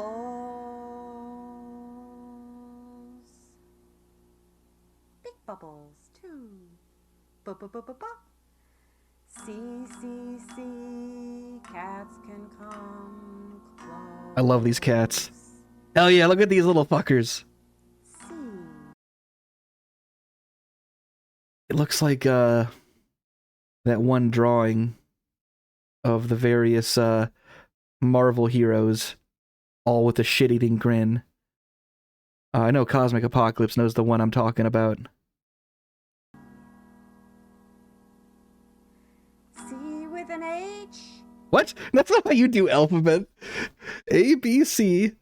C, this with an H on it this time. Hold on, Nanny Lynn, you're going off script. What the fuck are what are we doing here? You can't. That's not how. Nanny Lynn. That's cheating. Children chew chicken chunks. Chew, chew, chew.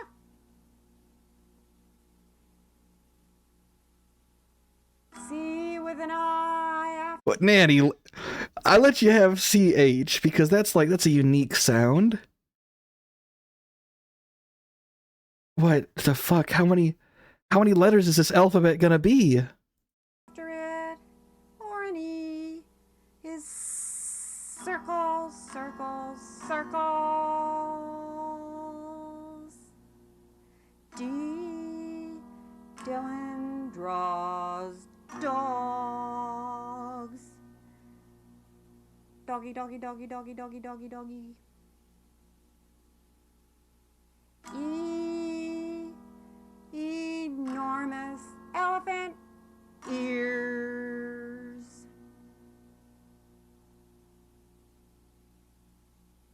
Okay, it seems like we're back on track with a normal alphabet. Frogs flip, flop. Just like haphazardly rotating these fuckers. G, geese gobble grapes. G. No. T with an I or E after it. No, I or Nanny Lynn. First of all, not a letter. That's like a series of letters. Also, pick one or the other.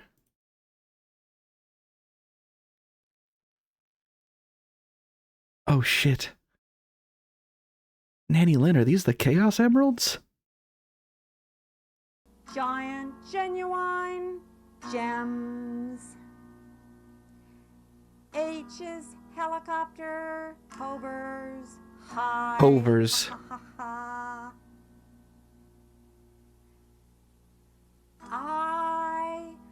Ice is interesting. Okay, so here's the thing. Okay, no, I'm skipping. I can't voice. If we're gonna get through this in any amount of time, I cannot. Okay.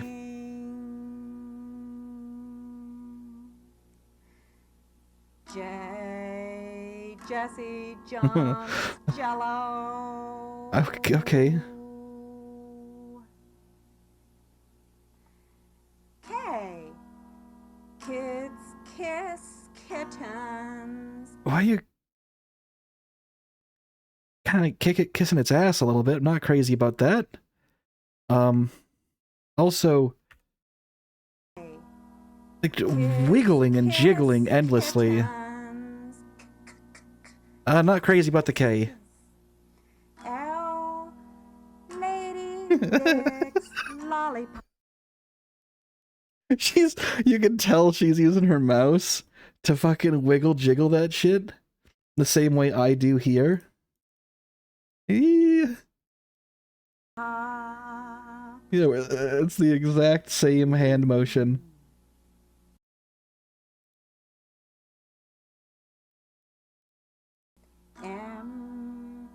Mommy makes me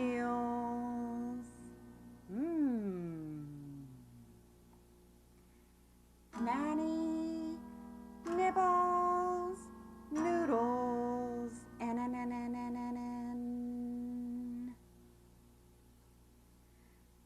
O for oranges, orbiting, Olivia.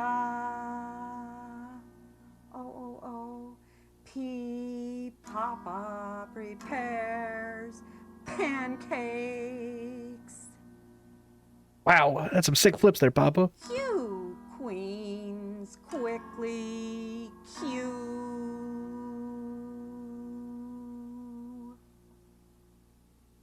R, row, rooster, rides, rabbit. R. S, Sandro salutes, sun. Sandro's very detailed. T, two turtles, turn. What is going... Because we're seeing these mandala-looking sort of equal-sided images frequently. What is the deal with those? U, uncle uses umbrella. Almost there, folks. 'Cause it's raining. V, Vireo views Vireo? vegetables. The fuck is a Vireo? W, whales, white ones, wiggle, wiggle, wiggle. X, Xeroxing, xylophone, X-rays.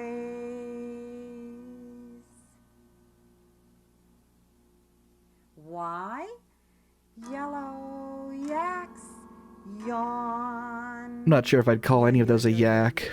Yawn. And Z, zebras, zooming ones, zigzag. Zigzag, zigzag, zigzag. Why don't we have spiral zebras? She's capable of seeing a better world than we are. Bye-bye from Nanny Lynn.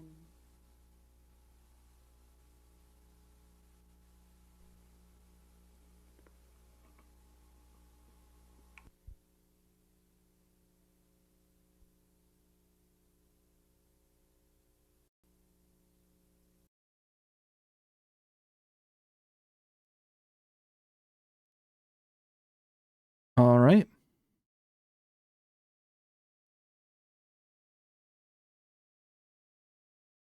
I think maybe we do these a little bit out of order. Because we have the actual, like, lengthy ones instead of a bunch of short ones. So our options are a few short films or the more meaty ones. I think we've been here long enough. We'll stick to these are the ones that she became known for. The other ones are going to be kind of extra if we have time. This is Princess Emiluma, the story of Srebrenica, and Bob the Blob. We will discuss Srebrenica when we get there. Hello, it's Nanny Lynn. I'm going to tell you the story of Princess Emiluma.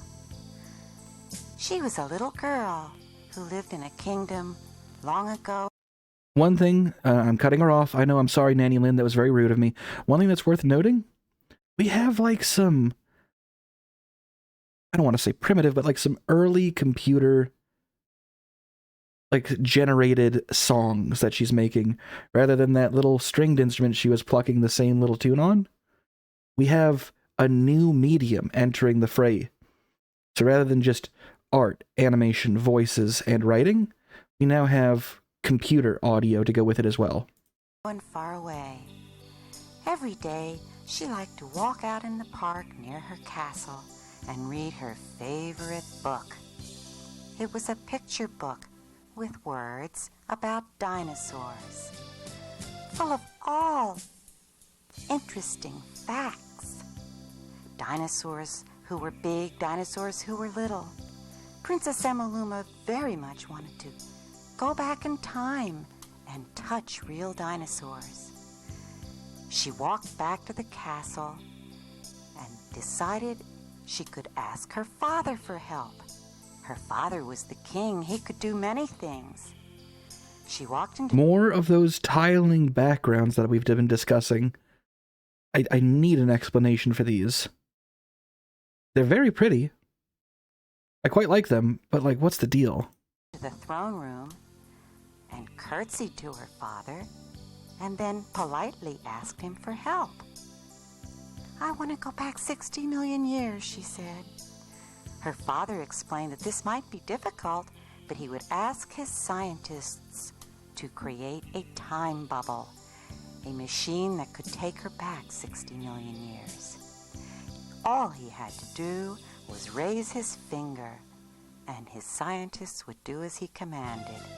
Princess Emaluma was very excited, and she went to her lovely bedroom to prepare for the trip. She found her traveling hat. It matched her dress. It had lovely ostrich feathers on it.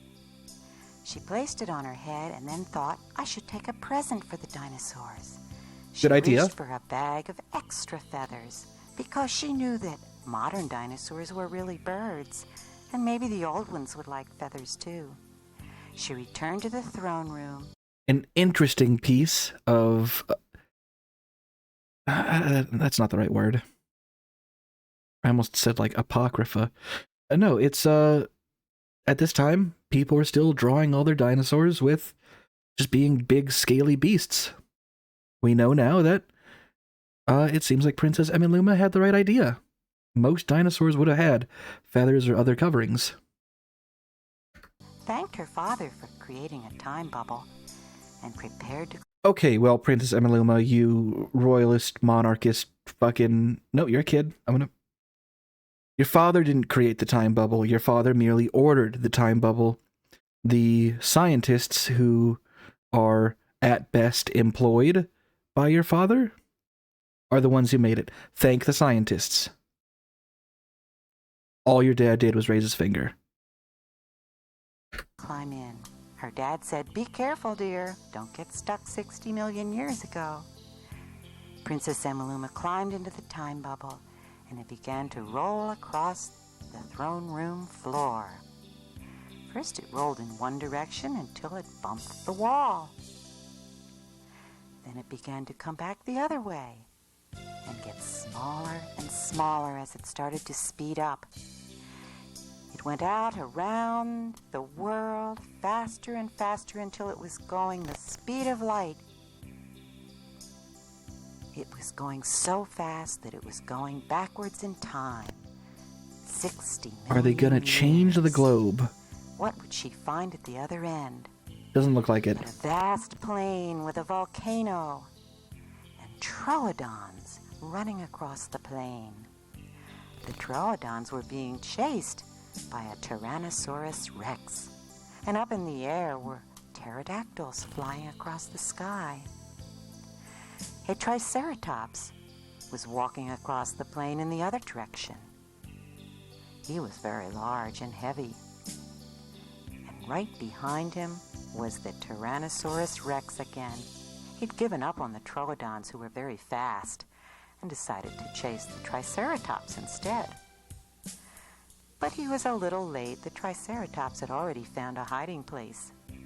Tyrannosaurus Rex would have to wait for his next meal. He looked around. He didn't see anything right at that moment. So he decided it's time to keep walking. Perhaps he'd find a meal later. Just at that time, Princess Emaluma's time bubble rolled down to the earth and stopped. She climbed out and looked around for dinosaurs. She beckoned to them. "Come here," she said. "I have presents for you." First came a Procompsognathus, a lovely blue creature. So Princess Emaluma gave him some of her blue feathers to match him. "Oh, he looks lovely," she said. Next came one of those baby troodons. She gave him lots of green feathers, 3 or 4. They matched him. And then came the mother troodon. She stopped and said, "Really, I want feathers too. You see, I want to be just like my son, my child, and she licked Princess Emaluma until Princess Emaluma gave her green feathers too. Then the Pachycephalosaurus wanted some. He was a very handsome creature, and he looked even more handsome, she thought, with feathers. The Minmi wanted feathers too. And finally, the Stegosaurus. Princess Emaluma had used up almost all her feathers. She only had a few yellow and orange ones left. I hope there aren't too many more dinosaurs, she thought. But the Tyrannosaurus Rex wanted feathers too. He was very shy around Princess Emaluma, and he backed up. Princess Emaluma decided to follow the other dinosaurs, the ones she'd given feathers to.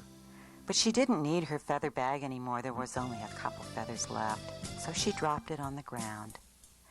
And then she followed the other dinosaurs to a forest clearing where they all began to talk to her at once. They were thanking her for the feathers, but mostly they were talking about how beautiful each one was. Each thought he was the most beautiful. Even the Tyrannosaurus Rex had come to talk about how beautiful he was. They liked the feathers very much. Oh yes, Mrs. Troodon was especially happy. But even the Minmi thought he was very handsome with feathers.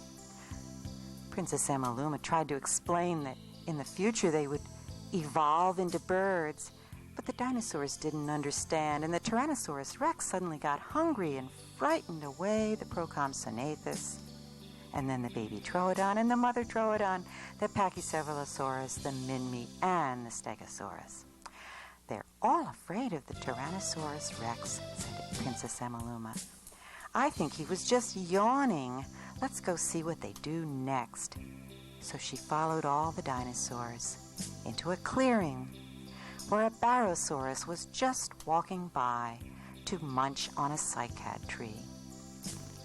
The other dinosaurs that had feathers were walking along, one following the other, and Princess Emaluma thought, they're like geese at home. They follow each other across the sky. These dinosaurs like to play follow the leader too. She watched them go across the plain, and she felt sad that she didn't have any more feathers so that she could give some to the Barosaurus. Well, you were littering. But the Barosaurus Well, pick the ones up you had. And he wasn't very interested in feathers Okay. anyway. No, He doesn't was care only about the feathers. That's fine. interested in eating the cycad leaves. Princess Emaluma thought, I better follow them and see what they do next. She walked over to a lake where the Procompsognathus was so afraid of the Tyrannosaurus that he jumped into the lake to hide. The baby Troodon followed. I better follow, he said, and he jumped into the lake too. Then the mother Troodon came along. I have to do what they did, she said, and she jumped into the lake also. Princess Emaluma was worried that they might be drowning in the lake, so she ran out to the edge of the beach and stopped the other dinosaurs. Don't drown, she said, and then a new dinosaur came up. I'm a Corythosaurus, he said, and I want feathers too. I'm sorry, Princess Emaluma said, I don't have any more. I'm so worried about those dinosaurs that jumped in the lake. Don't worry, said the Minmi. They can swim and they can hold their breath a long time. You just wait. They'll pop up. And they did. The mother Troodon reassured Princess Emaluma, yes, I can hold my breath a long time, but I think all our feathers have washed off. Princess Emaluma asked them to come out of the water and come up to the forest. She would tell them a story. The Pachycephalosaurus said, that's a good idea. I love stories. Come out, said Princess Emaluma. I want to... One other thing I'll give is, when you're making children's media, I imagine it's very easy to just like hyper-stimulate the child. Just like non-stop pictures and sounds and whatnot. But Nanny Lynn's taken a very different approach here, and that is one of like almost meditative in how relaxing it is. Just like, yeah, she had feathers. Listen to my little synth loop in the background. She gave them some feathers, now they're friends. She's gonna tell stories. It's very low-key and very just... it's chill.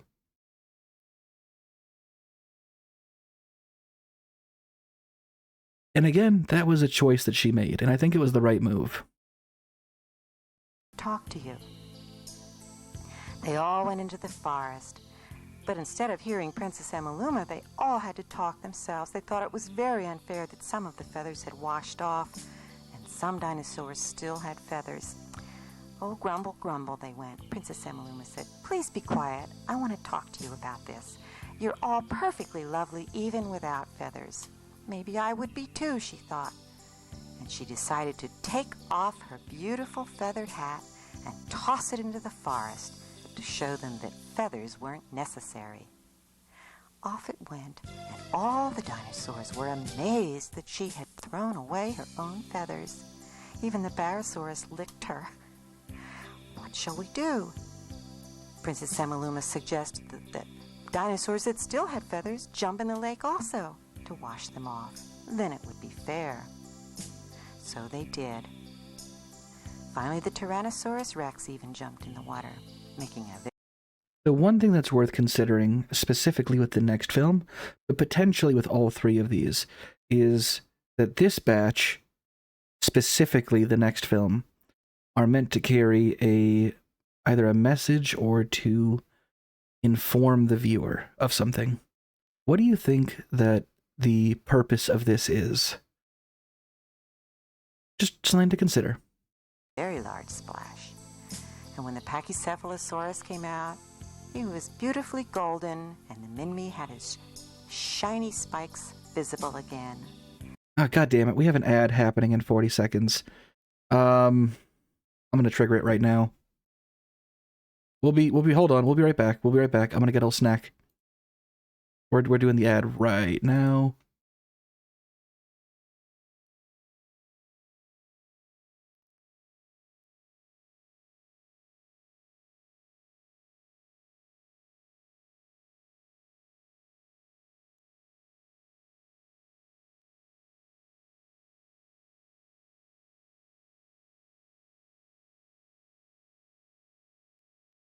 All right, that should have defeated the ad.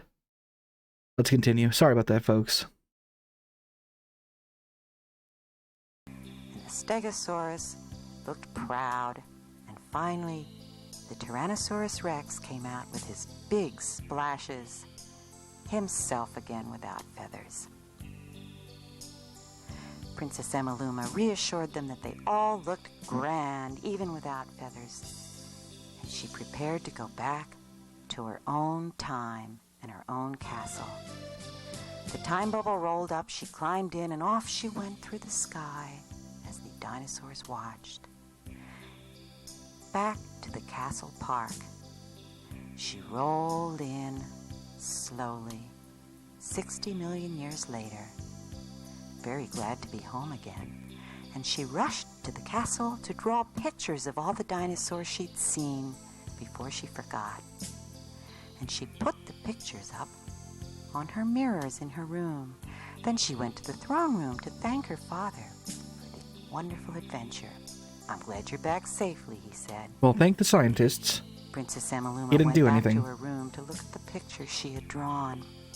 They looked beautiful even without feathers. I'm glad I had a chance to see them. She was a happy girl, and when she grew up, she became the queen and even decorated the throne room with more dinosaur pictures.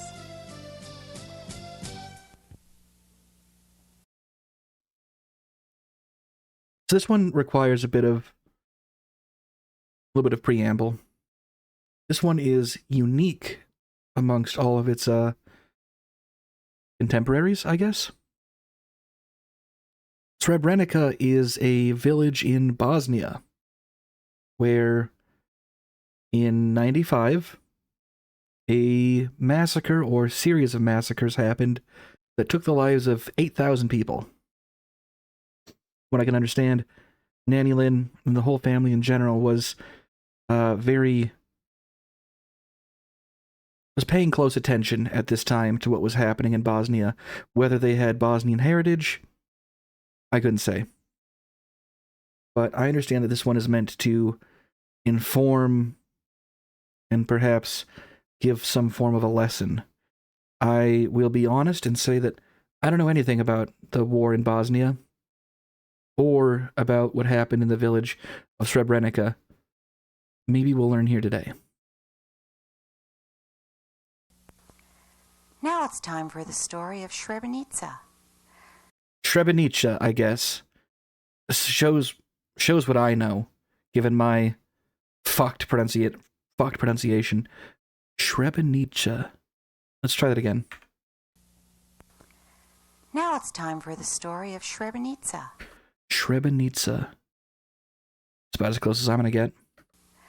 Srebrenica was a little girl who was born in a country far away. Her mom and dad named her Srebrenica because they'd heard of such a land, a city named that it had a hard time, but then come back into a peaceful state. So they thought that would be a nice name for their new baby. A weird way to go about naming your kid. Their new baby. And Papa had made a wonderful purple blanket to be her baby dress. He wrapped her up in it.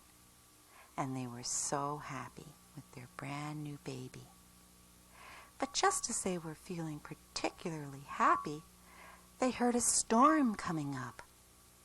So they ran outside to bring in the laundry and collect their other outdoor furniture to make it safe from the storm. Little Srebrenica was left on the floor to play. She looked out the window and saw the storm and wondered where her mommy and daddy had gone. Ooh, that looks scary, she thought to herself. She saw the storm roaring and roaring outside, making a huge noise with its blowing winds. What's going to happen, she thought. Will the storm come in the window? She was just a little girl.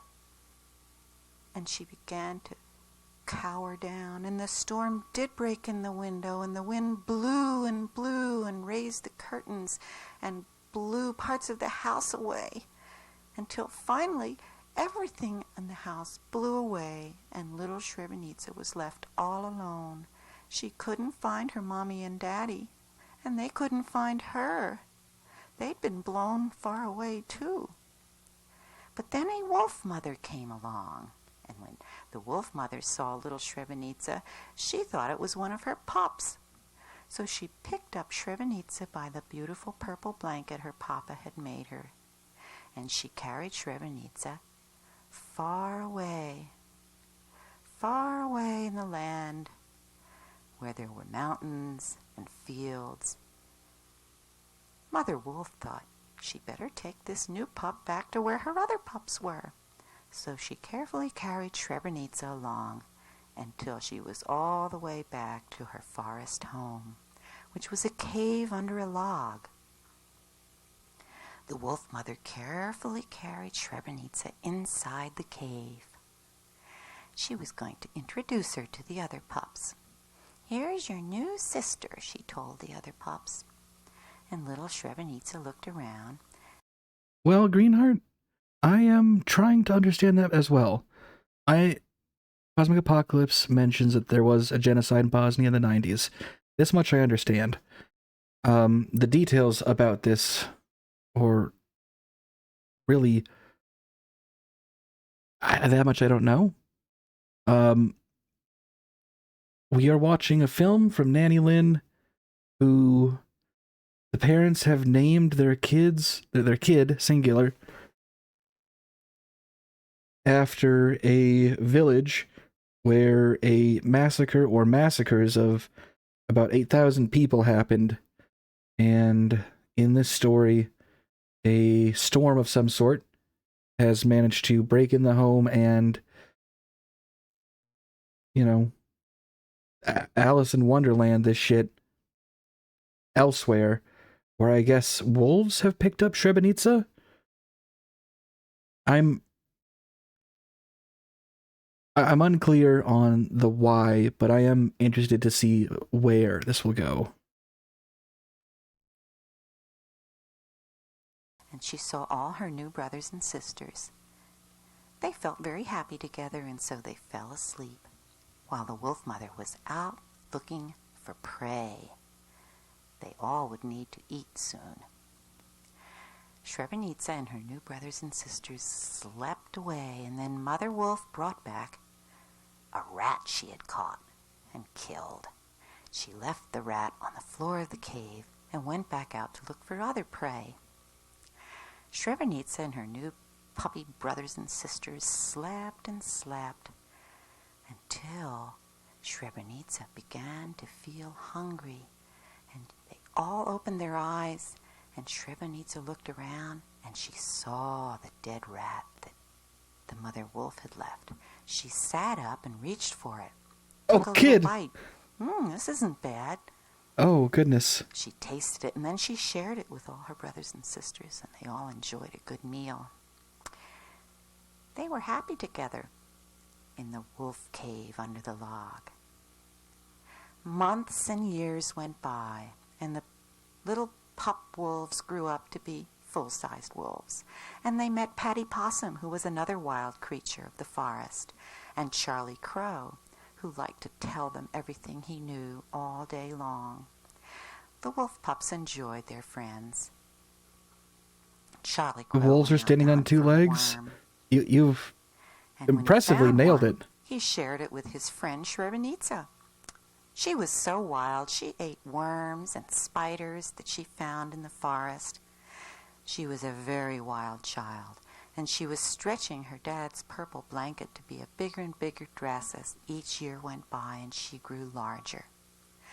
The pups became proper wolves and went out hunting, but Srebrenica never learned how to be a proper wolf. She just grabbed spiders from the trees, and she grabbed worms from Charlie Crow, who always liked to dig them up for her.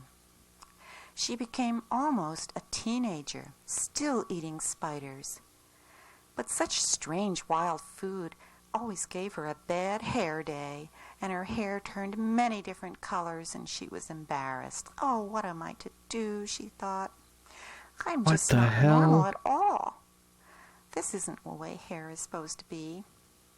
She dreamed of becoming a person again, like her mother and father. How do you She have had only concept the of what a person is at this point? strangest rememberings of them. At night she would dream about her real mother and father.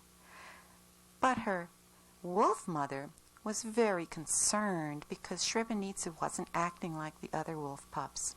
Oh, what am I going to do? What am I going to do with this child? She thought. How will I ever teach her? She just won't follow me and do what I do. The wolf mother went in to talk to Srebrenica again, but Srebrenica was asleep and dreaming of a great dinosaur coming and teaching her how to be a human being. That was a strange dream. Who are you? Asked Srebrenica, and the dinosaur said, I am your teacher. You do want to be a human again, don't you? Well, let me tell you how. You have to follow the paths in the forest out to where the houses of humans are. You must follow the path until you find a house, and then you must look inside and imitate the people inside, because really you are one of them. Well, yeah, of You're course not she knows what a wolf, dinosaur and I is. know you're not She's a some dinosaur. type of, like, We're forest all oracle. extinct. I'm just a dream dinosaur. And Srebrenica thought about it for a long time and said, well, how do I find a path? And I've been saying that. All the whack shit going on at the animation is, I love it. The crazy, like, psychedelic snowflake is very interesting. Just even though that is just this same animation technique, just being drawn on top of itself over and over. All this weird shit going on. I am enthralled by how it's done. Dream Dinosaur said, well, you have to look on the ground and follow the cleanest part, and it will show you the way out of the forest. So Srebrenica did. She followed her way out of the forest into the land of human houses, where she sat and had another dream, and this time it was a purple dinosaur who told her, now there's the house, but you're going to have to go inside. Perhaps you can get in through the chimney, and that's where you have to imitate the people inside if you want to become a person like them. Okay, said Srebrenica. Okay. And she got ready to climb inside the house as the big purple dinosaur drifted off and Srebrenica woke up to follow her dream. She came inside the chimney of the house and she saw two children sleeping. Wake up, I'm stuck, she said. Pull me out. And the children, who were named Hansel and Gretel, pulled on her and pulled on her. We can't get you, you're stuck. What? Well, try again, said Srebrenica. And they pulled and pulled until suddenly all her hair fell off into their hands. Srebrenica was very upset, but she squeezed out of the fireplace herself and turned around and said, I'm going to imitate you and be like you. And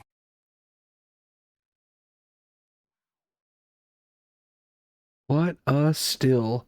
It was also a fairly complex movement to go from upside down to on your back to rolling over.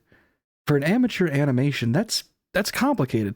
Now, the big bag-like purple dress does go and make that a bit easier, but I'm still impressed by it. turned around and said, I'm going to imitate you and be like you. And Hansel and Gretel said, Mom, Dad, look at this strange person who came down the fireplace. Come and see, come and see. Srebrenica was worried.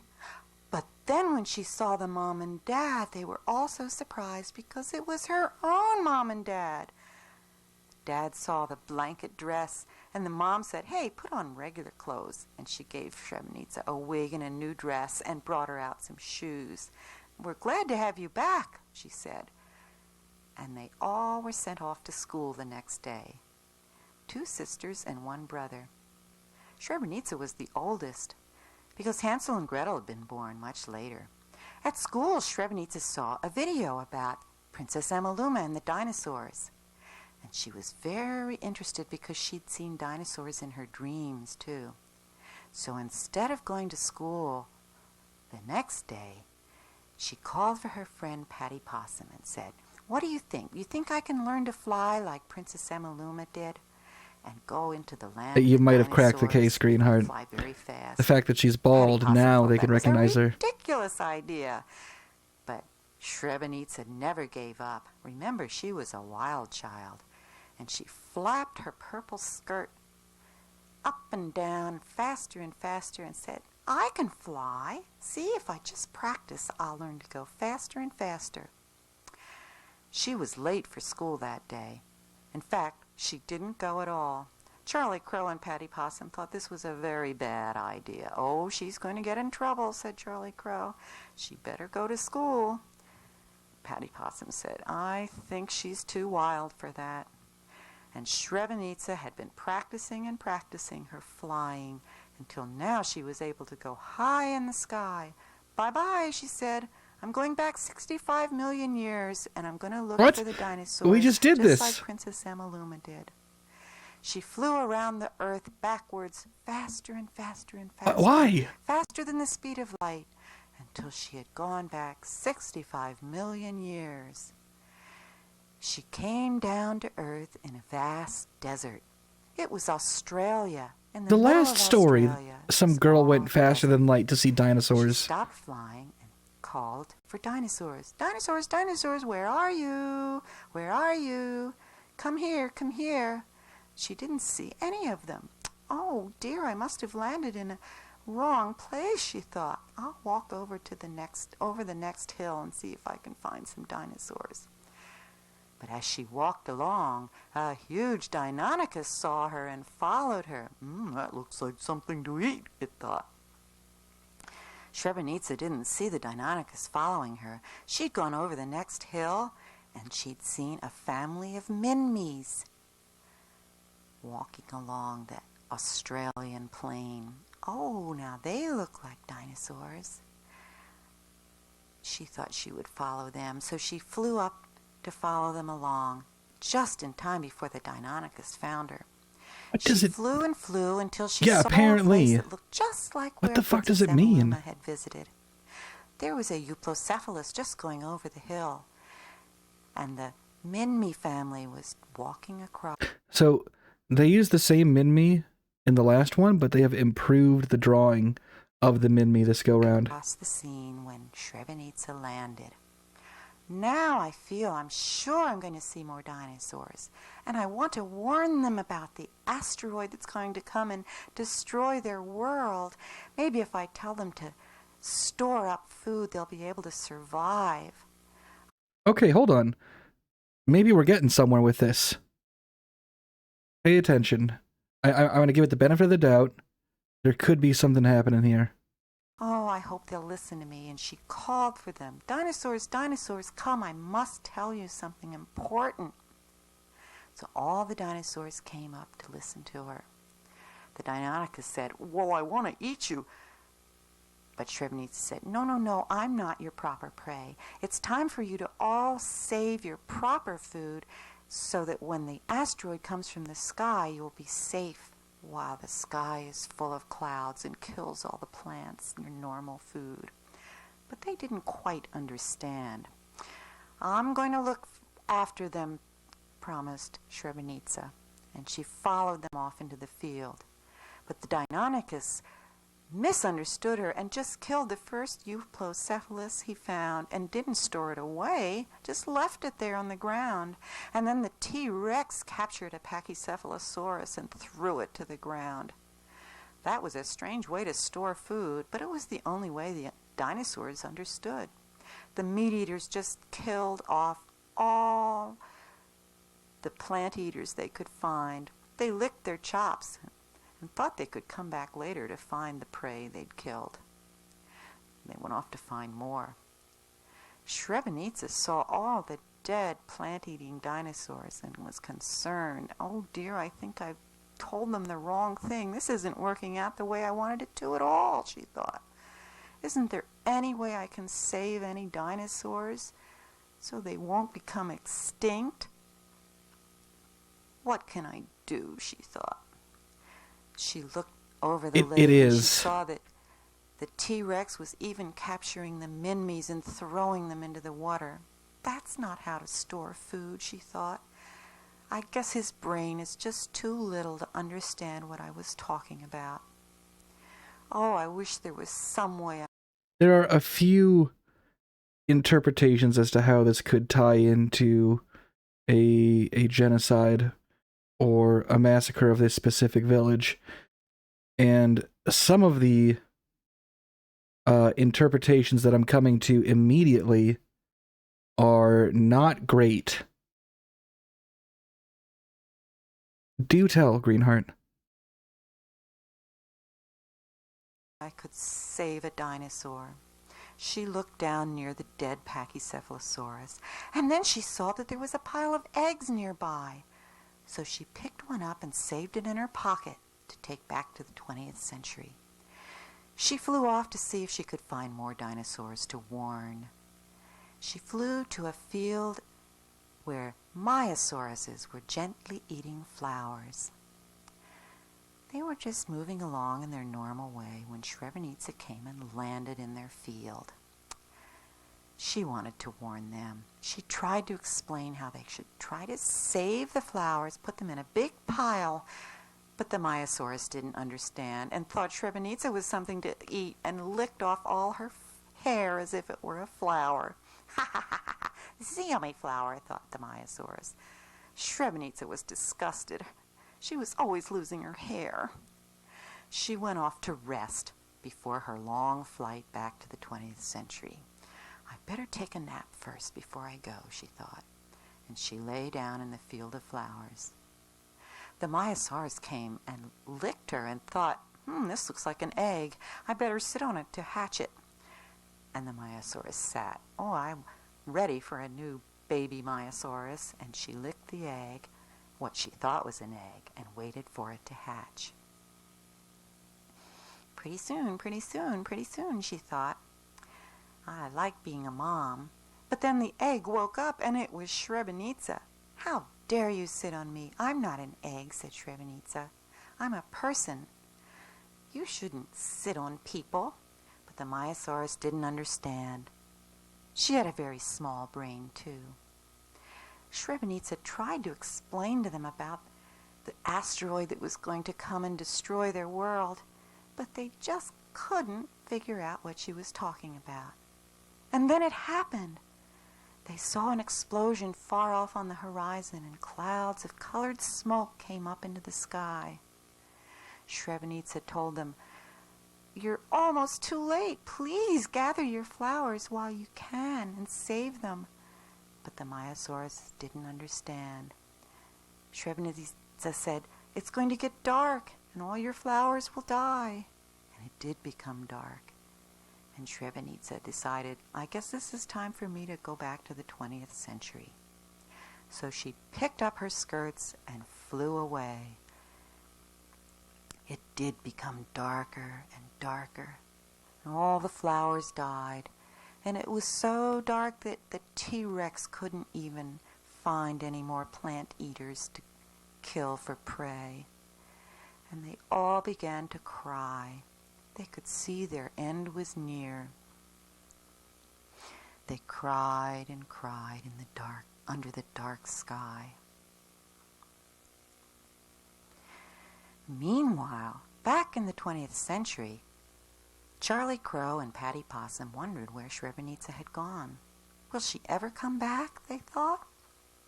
"I don't know," said Charlie Crow. "She's been gone a long time."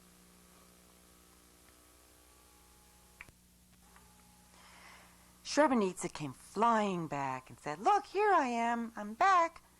But she was very tired, so she took a little nap, and Charlie Crow and Patty Possum fell asleep too. Then, when Srebrenica woke up, she remembered that she'd brought back the egg. So she brought it out of her pocket and gave it to Patty Possum to put in her pouch. "Maybe it will hatch," said Charlie Crow. And they all went to sleep again to finish their nap. It became dark, and in the middle of the night, the egg did hatch, and out came a baby Pachycephalosaurus. "Wake up, wake up, wake up," it said. "Look, I'm here, I'm here." They all woke up to greet the baby Pachycephalosaurus, but it was still nighttime, so they all felt sleepy again. The Pachycephalosaurus went back into Patty Possum's pouch till the morning. Then it hopped out and said, wake up. I want to start being in your century. I'm the only dinosaur you have." And Srebrenica said, "You're right. And look, my hair is starting to grow back. Oh, I'm so happy. This is going to be a good day." So there's a few things here. I've been enthralled and just watching and paying attention. So we know what this is roughly about, right? For all interpretations. There's a few things here that are concerning. One, what is the purpose of the being raised by being raised by the wolves at the beginning, right? Two, we can assume that the dinosaurs are probably a stand-in for those that perished, right? But that has a few troubling things. Are the meat eaters and the plant eaters both the same as victims of this massacre? Or is just one, plant eaters presumably, the victims of it in the story of this? If this is the case, and they're either both an allegory for the same group of people, or one is an allegory for the group of people, having the asteroid be what takes them out has troubling implications, as an asteroid is like a force of nature, whereas a genocide or a massacre, those are very intentional things done by people. An asteroid comes with it the interpretation of, well, it's just happened. Nothing can be done. Whereas the act of killing is something can be done. It's optional. It's not a foregone conclusion like an explosion of an asteroid.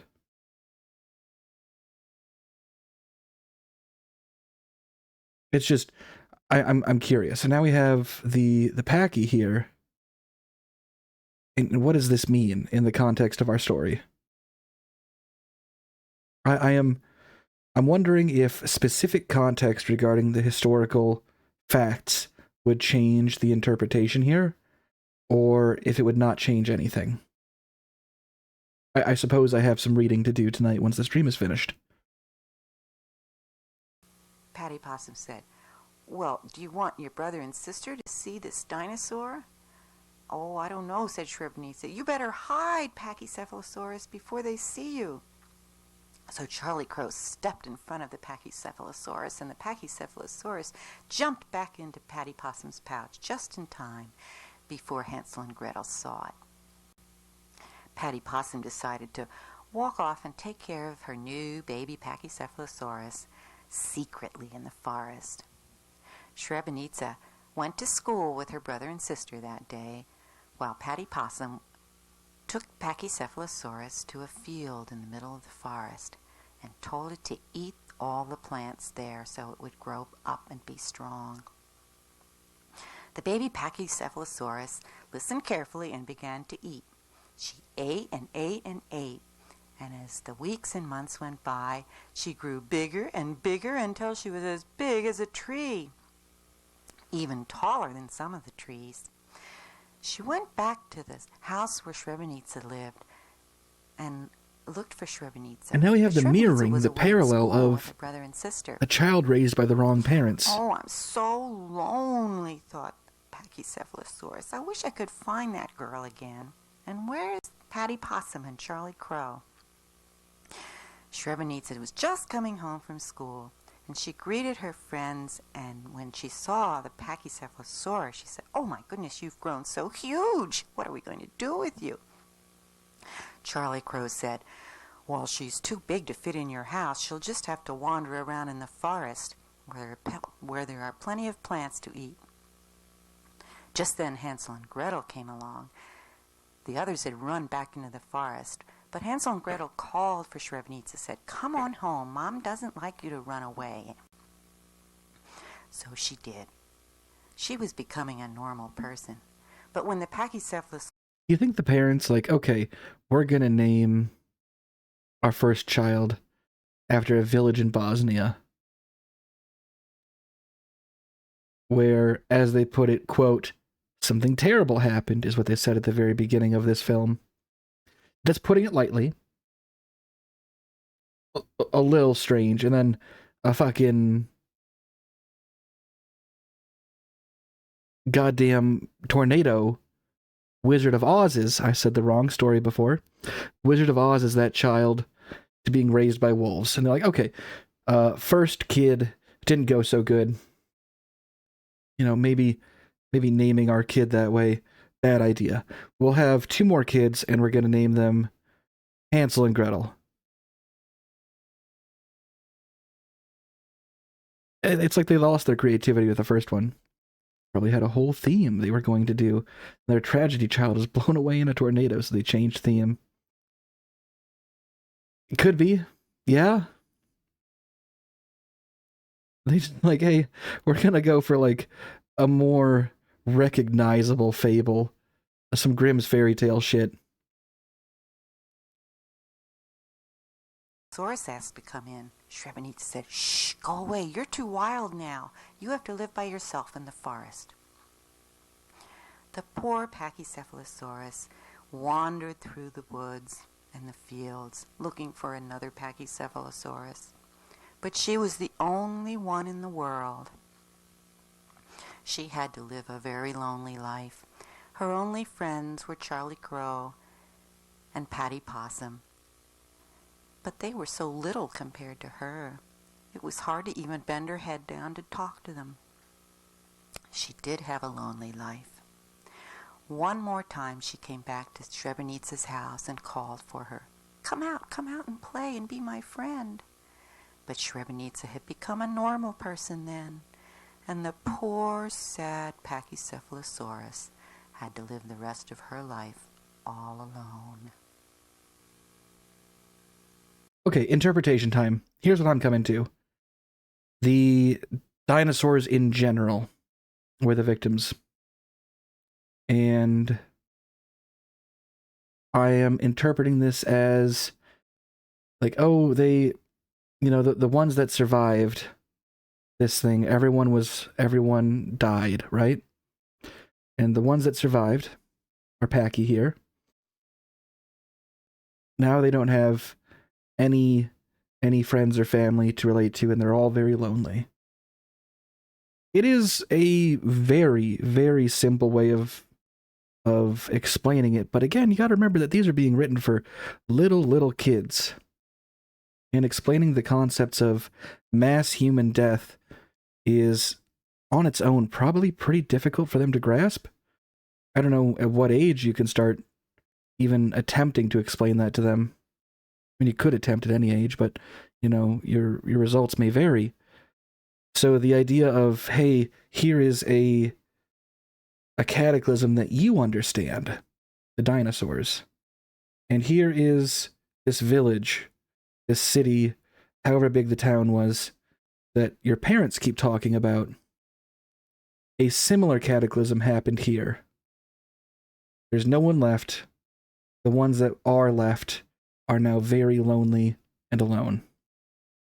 I suppose that gets the point back to the kid in a way that it could understand, but the troubling implication of it simply being a act of nature, right? An act of God, like the asteroid, could start them off on the wrong foot.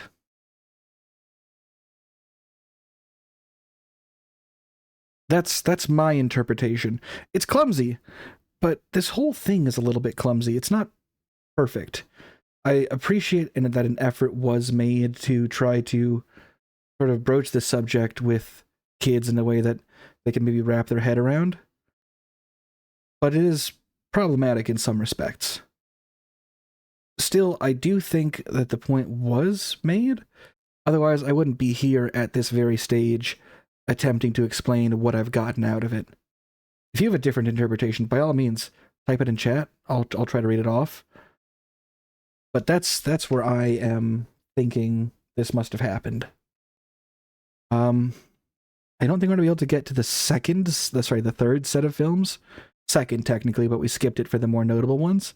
We have one more very interesting film.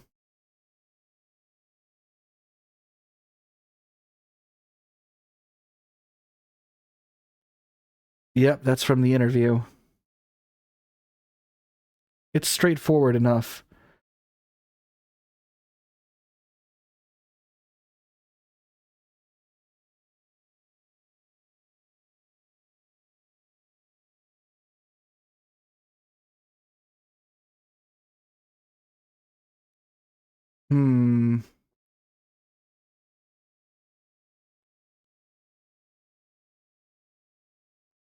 So am I perhaps grasping at straws here, trying to come up with an interpretation?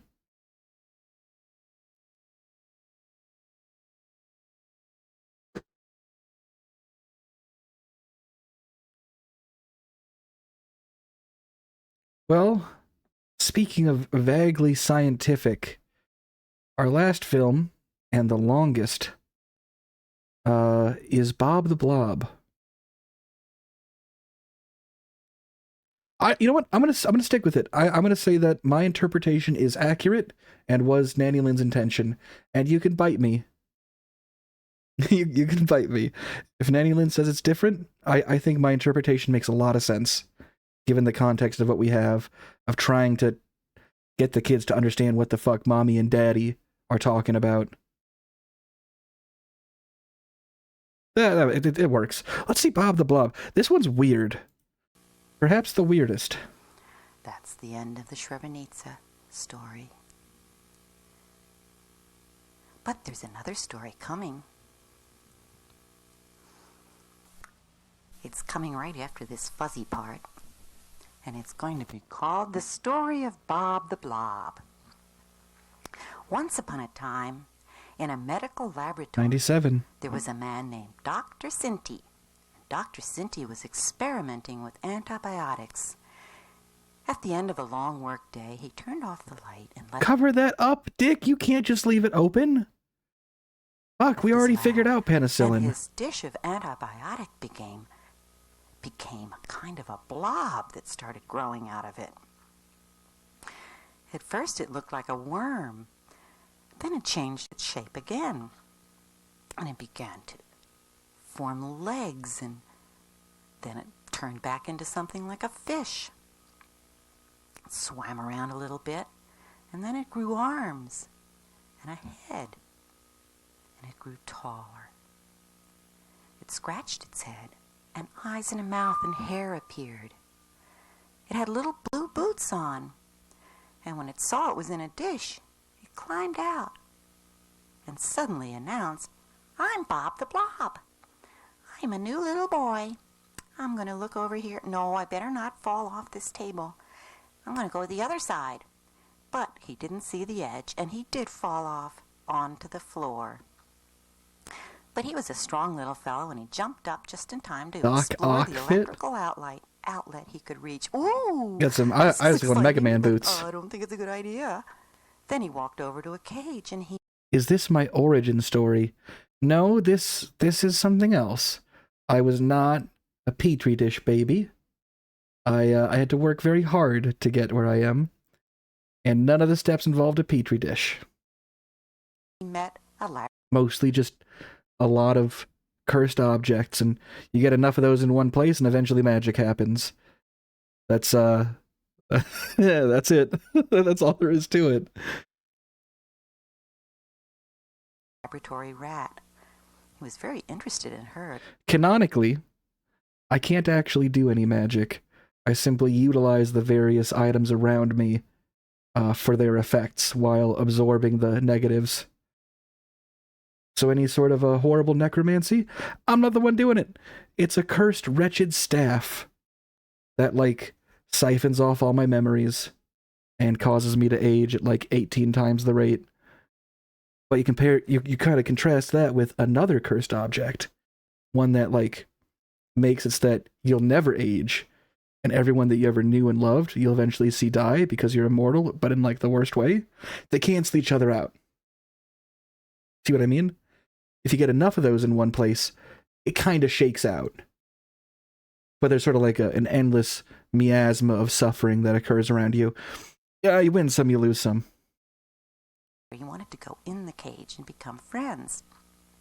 So he took a running start, but crashed into the cage instead of getting in. I'm going to have to try something different, thought Bob the Blob. Maybe if I pull on these bars, I can get it. Oh, yeah, that works. I'm going to go in and play with her. He saw the lady white rat was sucking some water out of her water dispenser. And then she said, "Look, I'm going to show off. I can walk around and jump around in my exercise carousel, and I stay in very good shape by doing that. Aren't I wonderful?" She jumped out, and Bob the Blob said, "Hey, I want to try that. That looks like a lot of fun. Can I do it?" "Okay," said the lady white rat. "I'll watch you. It's your turn."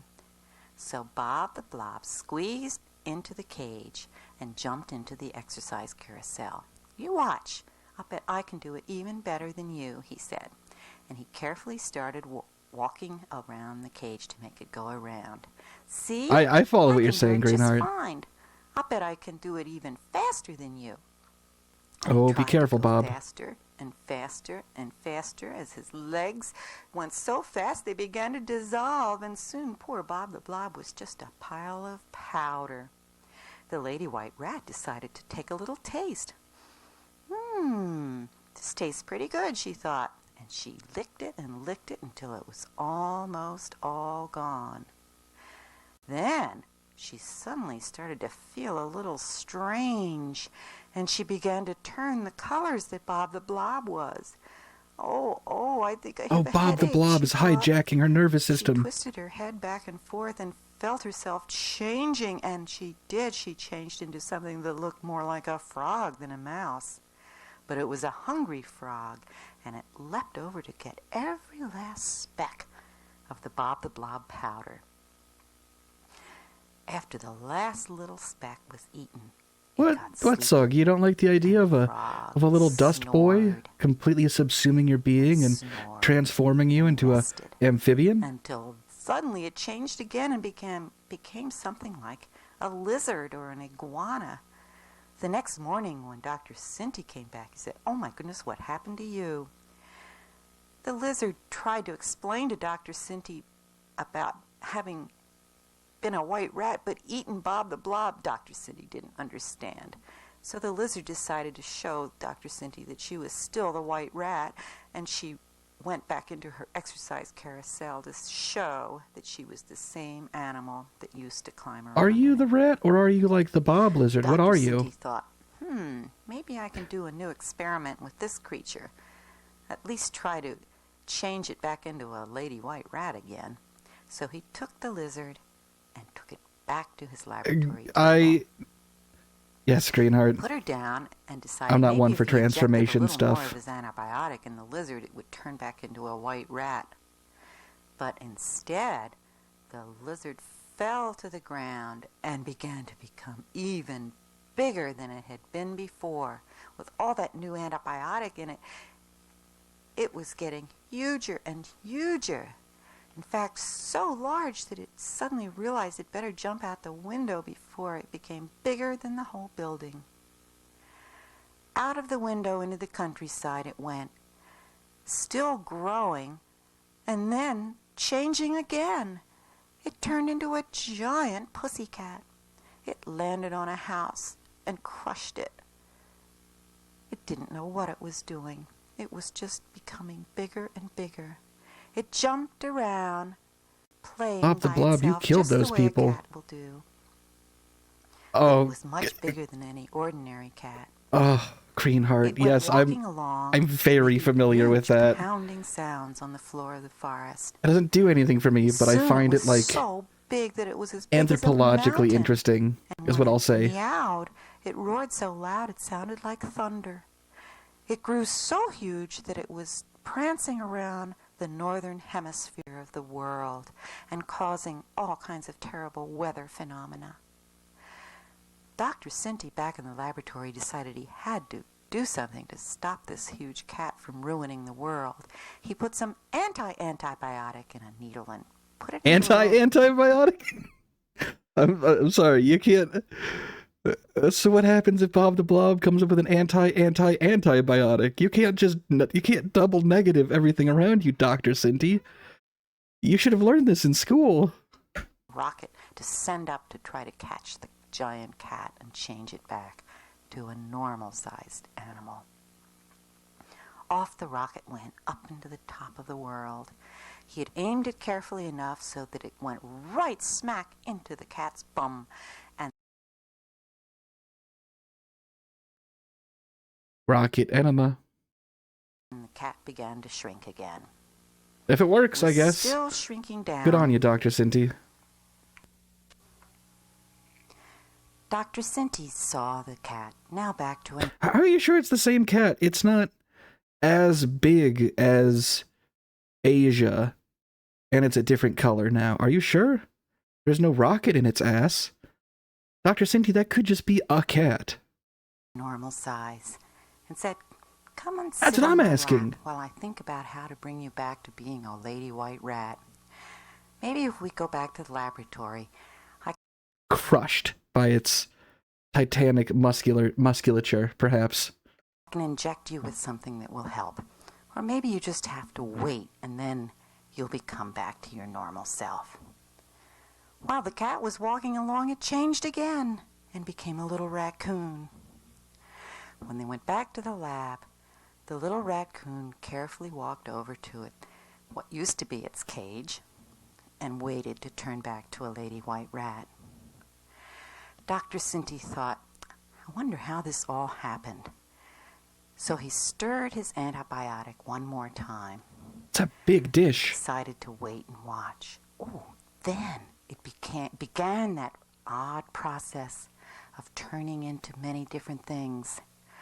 Dr. Cinti called up his wife, Billy, and told her what was happening. "I created a blob, and it's turning into something strange. It looks like a fish or a worm or a blob, and it keeps changing.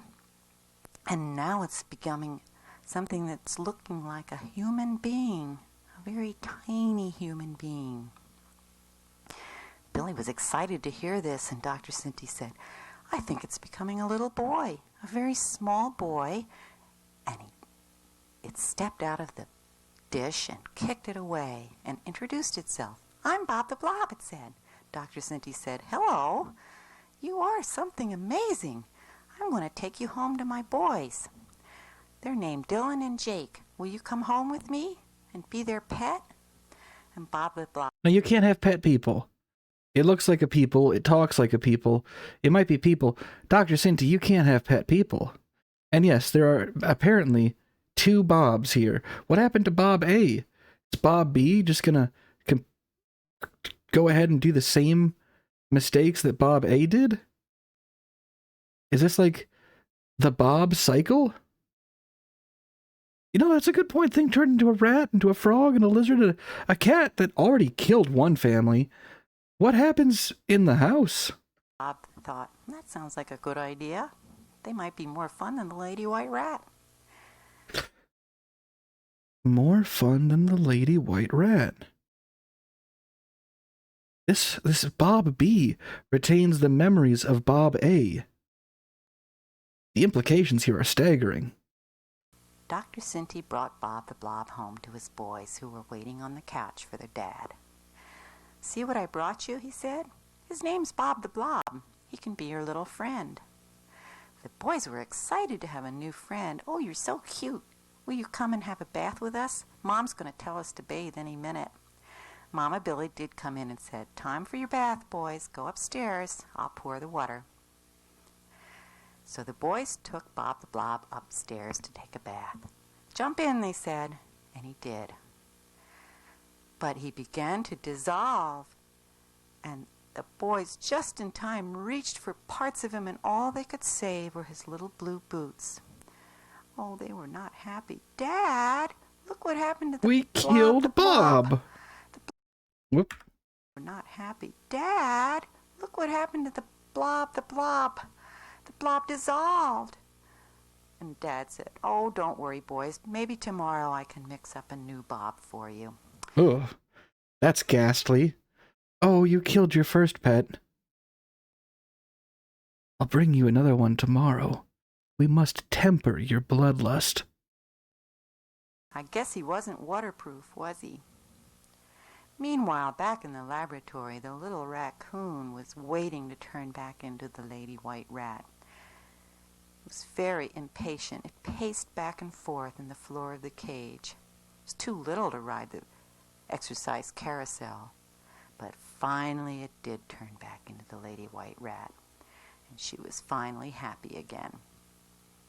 When morning came, Dr. Cinti thought, "Now I'm going to mix a new Bob the Blob. I wonder how long it'll take to pop out this time." But it was an instant pop. Bob said, "See, I'm really getting good and practiced. I can come out."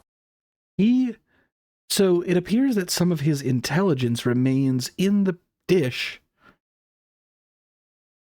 It's like the what's the word? The primordial ooze from which all Bobs spawn retain his memories and personality.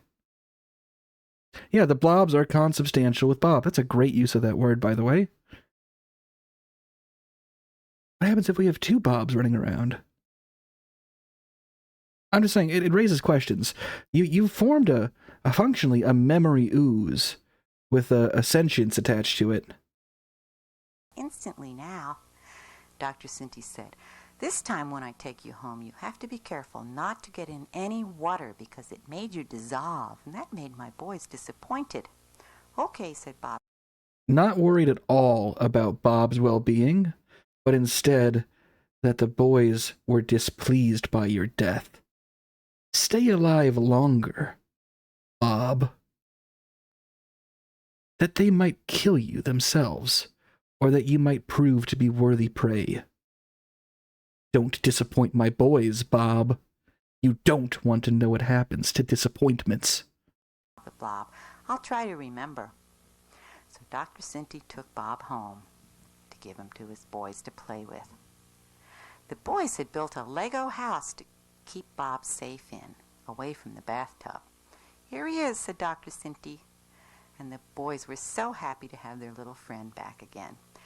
"Now you stay away from the bathtub," they said, "and don't get in any other water. Just keep yourself safe in the plastic house, please. So Bob jumped off. It's like the moonwalking fence forward. and went to explore his new house. The boys were happy that he went there, so they could go off to bed. When Bob the Blob came into his plastic house, he suddenly realized there was nothing inside. Well, what am I supposed to do in here, he thought. But the boys were asleep and they didn't tell him anything. So Bob the Blob began to explore. He bounced off the walls. And then he realized his little blue boots were kind of sticky. So he thought he'd try to do some kind of exercise with them and climb up the walls with his sticky boots. This might be like riding an exercise carousel, he thought. So he climbed up one wall and across the ceiling and down the other wall. But that really wasn't very exciting, and he wondered, what can I do next? I'm getting bored in here. So he decided to go on an exploration. Imagine walking on the A ceiling is walkabout the very house. hard. And he crept into the kitchen. Oh, this is an interesting place. 90-degree walks, that's your exercise, I Greenheart? wonder what I can explore in here. You have a square hamster Those drain wheel. holes look interesting. No, Bob, But water's before down he there. tried looking down the drains, he saw something over on the side of the sink. Wonder what that thing is, he thought. So he went over to explore. It was Dylan's Indiglo watch. Bob put it on and lit it up and thought, oh, that'll be a good help when I go down this drain to explore. So he went down the drain. No, Bye-bye, Bob, that's the he said side to with no the one in garbage particular. disposal. I'm going to see what I can find down here. So down into the pipes under the sink he went. And he explored further and deeper under the ground until he saw a strange creature following him. And he ran as fast as he could to get away from the big, strange creature. What was that thing, he thought. I better go faster and faster to get away from it. It looked like it might be dangerous. And he kept his Indiglo watch lit up to find his way down a long pipe. And he stopped to look, but there was the creature following him. Bob was frozen in fright. But then Is it a the hot creature dog? turned around and said, Hi, I'm Racha la Cucaracha. I'm not going to hurt you, am I? Are you food? Bob explained, No, I'm not food. And Racha said, Well, I'm only interested in food, so I won't bother you. What are you doing? God damn it. Okay, no. Ad's about to hit again. I have no snoozes for whatever reason. Look, I'm going to fire off the shortest possible ad right now. I'm not even getting out of my chair. Just so that we can get right back into this immediately. Sorry. We are so close to the end here. We're not going to wait 5 minutes and see whatever the fuck is happening then. We're doing it now.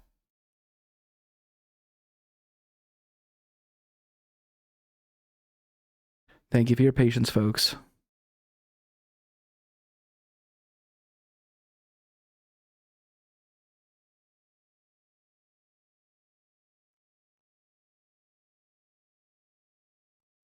And it says the ad is done. Can someone type a message to confirm if the ad is done or not?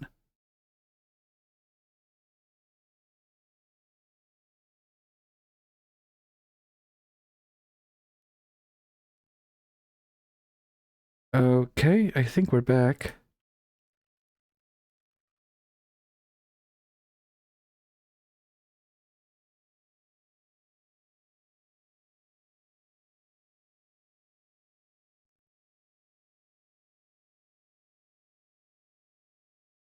All right, cool, we're back. Let's rock and roll. Down here, this is my place. And little Bob said, Well, I'm just exploring. See, I'm bored in the little plastic house. And Racha la Cucaracha said, Well, do you know where any food is? And Bob said, Maybe up in the kitchen where I came from.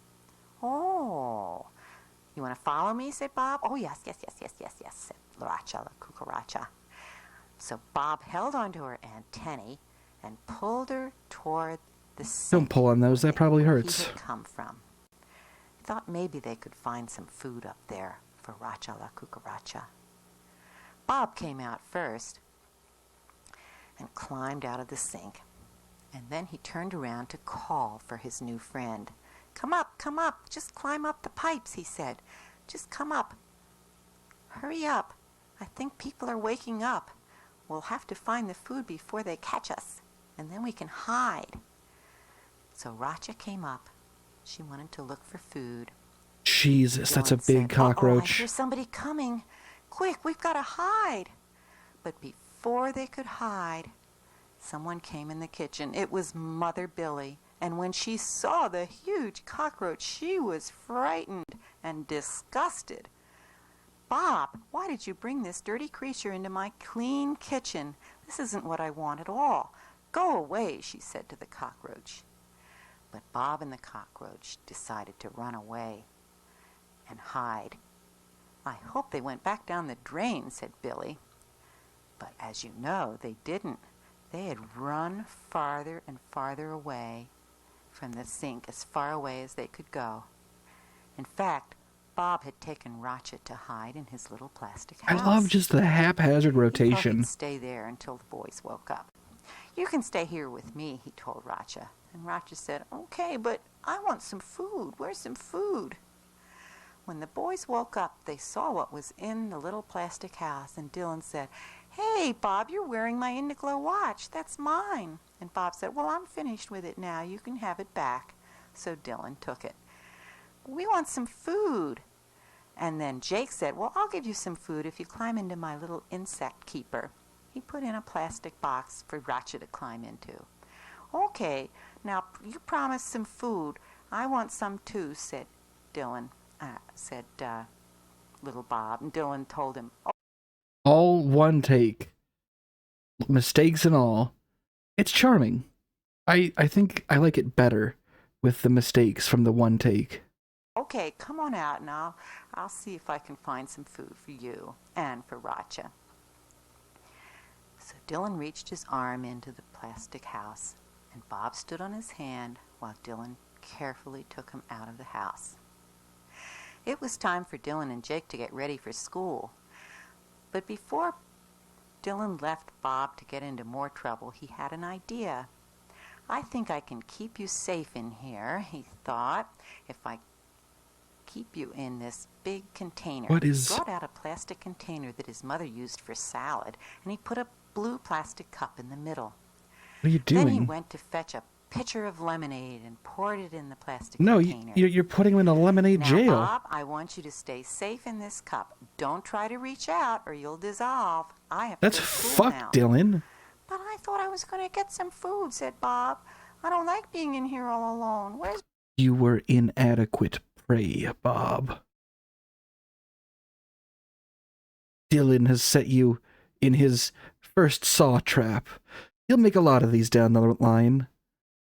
He thought lemonade acid dissolvement would be a good one to start with. Not great. Really, you're just unlucky to be so fucking soluble. Will you escape and prove Dylan wrong? Or will you die and be resurrected at the bonfire that is your shitty petri dish in the lab? Fuck's sakes. Racha? It's hell. Well, Racha was still in the plastic insect container that Jake thought, where can I hide this? And he decided to put it under the couch cushion while he was at school. Maybe it would be safe there, but alas, Mama Billy came in to take a rest from housework, and she sat right on Racha's container. Then she went off to finish her work, and Racha was crushed under the pillow.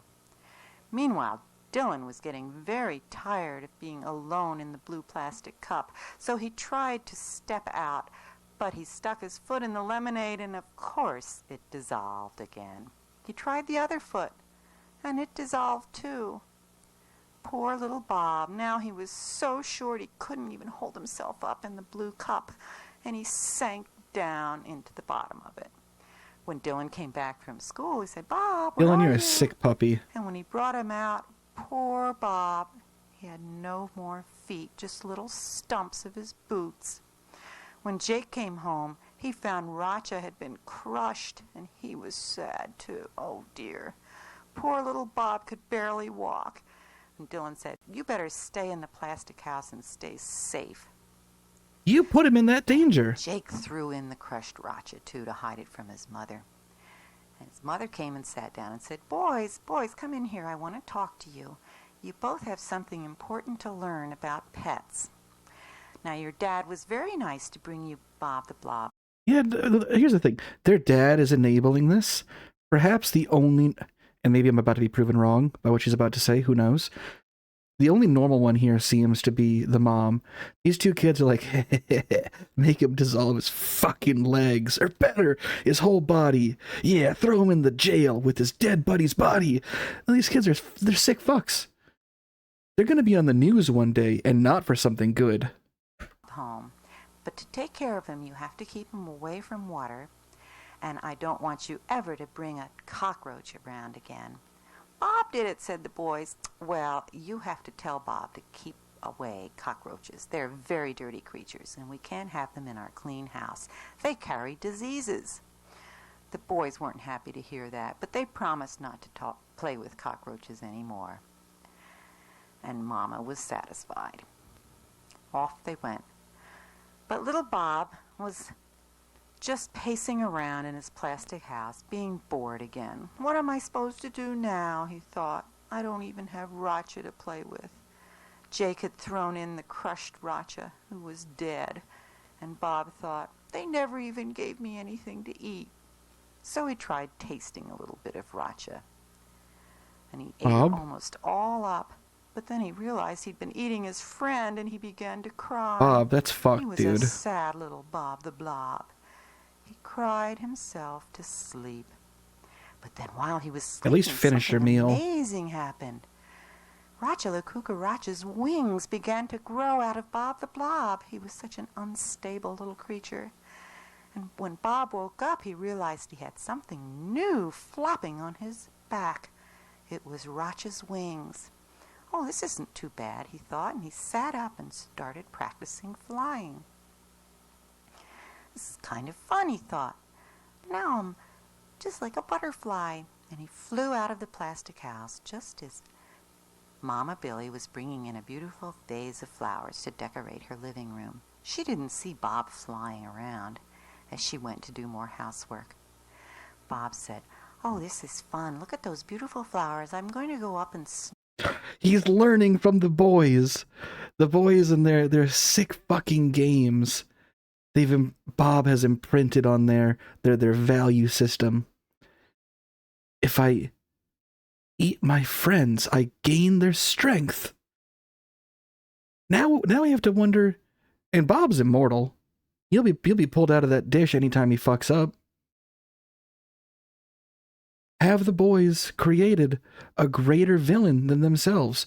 Who will have the highest body count at the end of this? Dylan? Jake?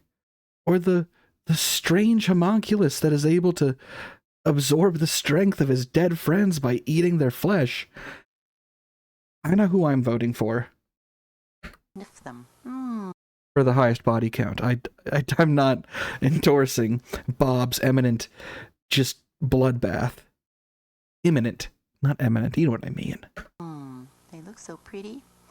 I wonder where they come from. So he looked into the vase, but accidentally dipped his head in the water. Uh-oh, I think I'm losing my head, he thought. And he had. The whole top half of his head had been dissolved. Oh, I'm not staying here very well, he thought. When Dylan came home from school that day, he said, come on out. So, where the brain would have been has been fully dissolved. I suppose that this indicates to us that Bob the Blob has some sort of distributed, like, across the full of his body, like distributed brain matter, distributed nervous tissue.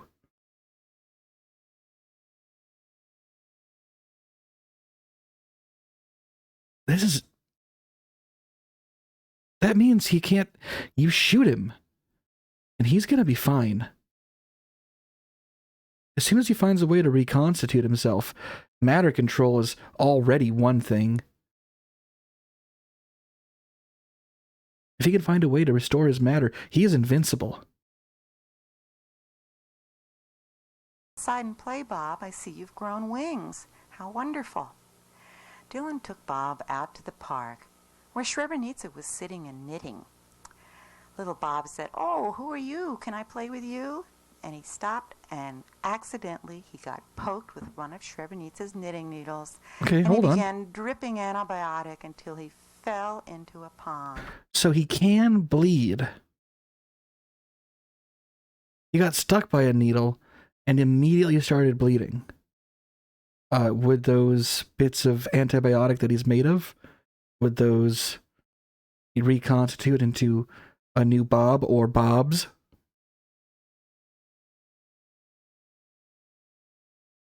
Oh, it's the metal allergy. Oh yeah, it's cold iron. Much like the Fae, cold forged iron. You do extra damage to them. "Oh dear, he's dissolved again," thought Dylan. "Oh no," thought Jake. "This is terrible. We've got to tell Dad to do something about this." So later at the dinner, Humans are weak to lead. Dylan suggested Humans to are his weak to father, anything if it's Jake fast agreed. enough.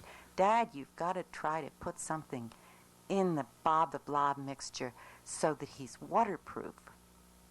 Dad thought about it and thought about it, and he decided maybe he could put some reptile DNA Yeah, that'll into do the it. mixture, and maybe then Fuck the it. next Bob the Blob would be waterproof. "That sounds like a good idea," said Jake. "Will you try it tomorrow?" asked Dylan. "Okay," Billy said. "I hope it works." "Yeah, 'cause we like playing with Bob the Blob, but he dissolves so easily." So the next day, Yeah, right. Dr. Sinti went to his Yeah, laboratory. fucking reptiles. He mixed some Sure, doctor. DNA from Where do you work, Dr. Cynthia? What is your job? You have a petri dish that's like 2 feet across. What do you do? Is this in the basement? Are you part of an accredited university? Or a research hospital? Because I don't see any gloves. I don't see any eyewear. I've worked in a lab. I don't see a lab coat. You're down here in a fucking golf polo. What the fuck are you doing, dude? Well, Greenheart, maybe you should type a little bit faster. I'm very glad that we're on the exact same page. But he's... It's like he got bored of making crack in the basement. He's like, alright, well, crack was fun. What's next? Life! I'll make life! And with it, I'll teach my kids to kill! God damn. lizards. Is this even a petri dish, or is it like a big fucking Tupperware that he just sawed the top off of? Does Bob want to come back? This is hell on earth for him. When does Bob the Blob go hollow? Into the antibiotic mixture. "I hope this works," he said. He waited for Bob to pop out, and this time Bob popped out with a lizard tail. She's doing a little lip smack. gonna I did make one of me those too to waterproof? illustrate the point. "I hope so," said Dr. Sinti. Maybe if I wanted to make my little homunculus boy more waterproof, what would I add to it? Frankly, of all the creatures on the planet, I would assume reptiles to be the least good choice for like adding water resistance on this Pokemon type chart. My natural choice would have been like a fish. Or he seems to have like a predilection towards mammals, maybe a dolphin.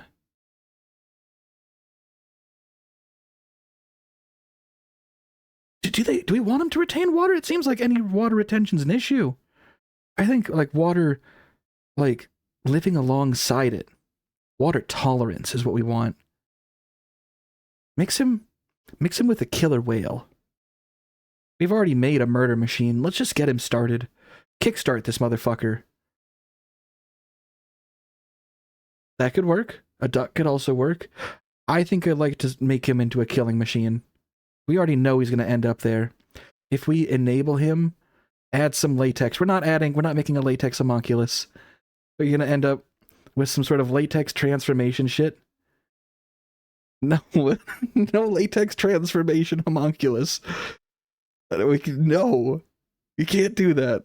All right, just give him the best set of tools for killing, and hope that down the road, when it becomes your turn to be broken upon the wheel, that maybe he kills you quickly, or even has mercy.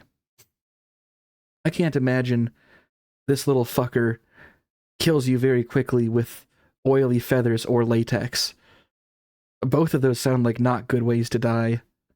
And I've already come to the conclusion that Bob the Blob will kill. It probably will kill Dr. Sinti. Question is when. And you have another problem we have to consider. If Dr. Sinti starts making little latex goblins, will his wife Billy approve? Because you know he's going to develop a fetish for that really quickly. Being like their weird god and father of the latex goblins in the basement, that's a divorce waiting to happen. Billy won't go for that. All I'm saying is that's a problem. It's a problem that's going to end up in divorce court. He needs to add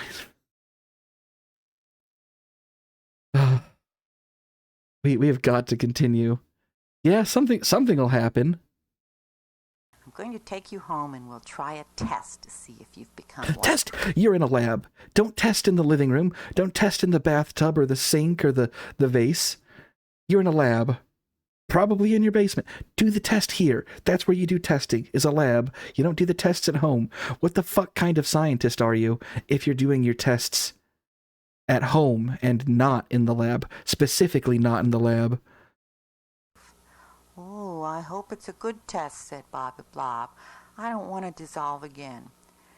Dr. Sinti said, well, I'll just create you over and over until I get it right. That's fucked. That's fucked. Well, I don't care that you've dissolved 3 times now, Bob. I'll bring you back until we get it right. Yeah, it's a collection of secret photographs and driver's licenses. That's fucked. On one hand, one of my favorite JoJo's fights was Mandem in Steel Ball Run, which I won't spoil, but the whole theme of that one is we do it until we get it right. We're going to do this over and over until it's correct, and I thought that was badass. That was a very interesting fight for me. However, in the context of I will create you and you will die until you become invincible, that's like Catholic purgatory, where you will sit until all of your sins are worn out of you, until you are pure enough for the heaven that is upstairs. Nah, it's fucked up. And so he took the new lizard-tailed Bob the Blob home to the boys. When he came in, he said, look what I've got for you now. Bob the Blob has a tail. Oh, that's interesting, said Jake. And the boys looked at their new pet, and Bob the Blob tried to stay right between them and stay safe. Jake said, well, we have to try the test right away. And Dylan said, Mom, please fill the sink with water, and we're going to test the new Bob the Blob and see if he's waterproof. Run, Bob. Run. I think he looks cute with a tail, don't you? And Jake said, oh, yeah. Mama Billy went into the kitchen and began to fill the sink with water. This was going to be an experiment, just like some of the ones Dr. Sinti did in his laboratory. Okay, boys, the sink's full. You can bring in the lizard Bob now. So the boys came in to watch Bob in his test. Oh God, are they going to make him do it to himself? Okay, Bob. Get in. Do it now. That's also kinda evil. Just grab him and dunk him. That seems more ethical than forcing him to do it himself. I don't know that I want to try this, said little Bob the Blob. Oh, you're a scaredy cat, said Dylan. I guess you're going to have to push him in, said Jake. You think you can do that? Oh, don't. I'm scared, said Bob. But Dylan said, we got to try it. And he pushed little Bob into the water. "Oh no," said Jake. "Look, he's dissolved again. What are we going to do? Poor Dad, he can't seem to make it right." But then Lizard Bob popped out and said, "See, it worked." But because the boys had called him a fraidy cat, he turned into a cat. He said, "Look, now Yeah, I'm sure. Bob Cat. And I still feel scared. I don't want to go near that water." So he trotted off the sink and scrambled to the living room through the dining room. The boys said, "Well, we like you as a cat." Yeah, your form is mutable. We will change you until we find something that satisfies us. However briefly. We like you as a cat better than a human. If we dissolve you again, we will remake you into a cat the next time. This family is fucked in the head. Bob Cat stood up and tried to tell the boys, "Never put me near water again. I really didn't like it." Meow, meow, meow, meow, meow, meow, meow. And the boys said, "Oh, you don't have to be afraid. We like you as a cat. We always wanted a pet." She sneezed. Did you hear that? Yeah, keep it in. "We like you as a cat. We always wanted a pet. You can come out and play with us." So the new Bobcat came out to play. But even outside he felt scared. He thought he heard a mouse, or maybe it was a bird squeaking. And he said, "Oh dear, I'm scared." And he jumped up into the tree. And the boy said, "You don't have to be scared, Bob. We're going to take good care of you. Come on Evidence states that you will not. back to the house and be our pet. Mom and Dad will feed you cat food, and you'll be happy. And you can even sleep with us maybe," said Dylan. So the scared Bobcat jumped down onto Dylan's shoulders as they went back inside. At dinner that evening, That's how my cat walks around the house with me. When I went to go get water, I had to extract him from my shoulders because I passed by a height that he was standing on. He immediately got on my shoulders and just snuggled down. It's very fun, but when he it gets a bit tough to remove him. He's like, "No, I want to be up here snuggling." Very cute. Dylan asked, "Please, can we keep Bob Cat now that he's not a blob anymore?"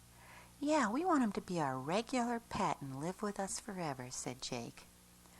Mama said, "That sounds like a good idea if we can just keep him being a cat." Dylan said, "I want to sleep with him tonight in my bed. Will you let me?" And Mom and Dad said, "Okay, as long as you let Jake do it the next night." "Yeah, I want to turn the next night," said Jake. And Dylan said, "Thank you for letting us have a pet. We really like Bob the Blob." Bob's agency has not been respected one time in all of this. As a bobcat. He's so cute and fuzzy. So that night, Dylan slept with the new pet, Bobcat, and had a nice, soft evening of rest. And the next night, it was Jake's turn. Should you use your cat as a pillow? I don't think so. Jake really loved having Bobcat sleep with him, too. And he dreamed of Bobcat and Bob the Blob. And as he dreamed, the pussycat turned to Bob the Blob a little bit because he was still very unstable. But finally he decided to stay a cat. And that was the end, because they stayed that way forever after. The boys really loved their pet Bob. I hope you like these stories from Nanny Lynn Videos. Bye-bye. There is one more, but we just simply don't have time. I have to be up even earlier than I was today, tomorrow. Maybe we can use this as in a segment in the next weekend. We will find some way to watch it. Could be a little bonus. That's where we got to wrap. I hope all of you had as much fun with this as I did. This shit was a trip. There's my little cat. I had a good time. I thank you all for showing up. Yeah, there's not much more for me to say. See if we can do a little raid here. Is anyone active? I think I will probably save this VOD because I'm pretty happy with it. I will send you over to Jalapeno Nuts. J Nuts.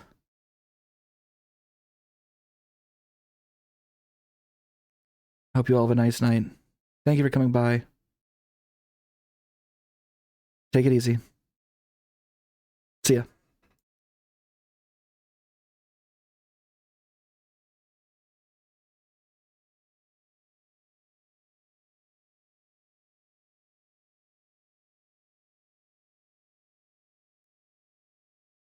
Is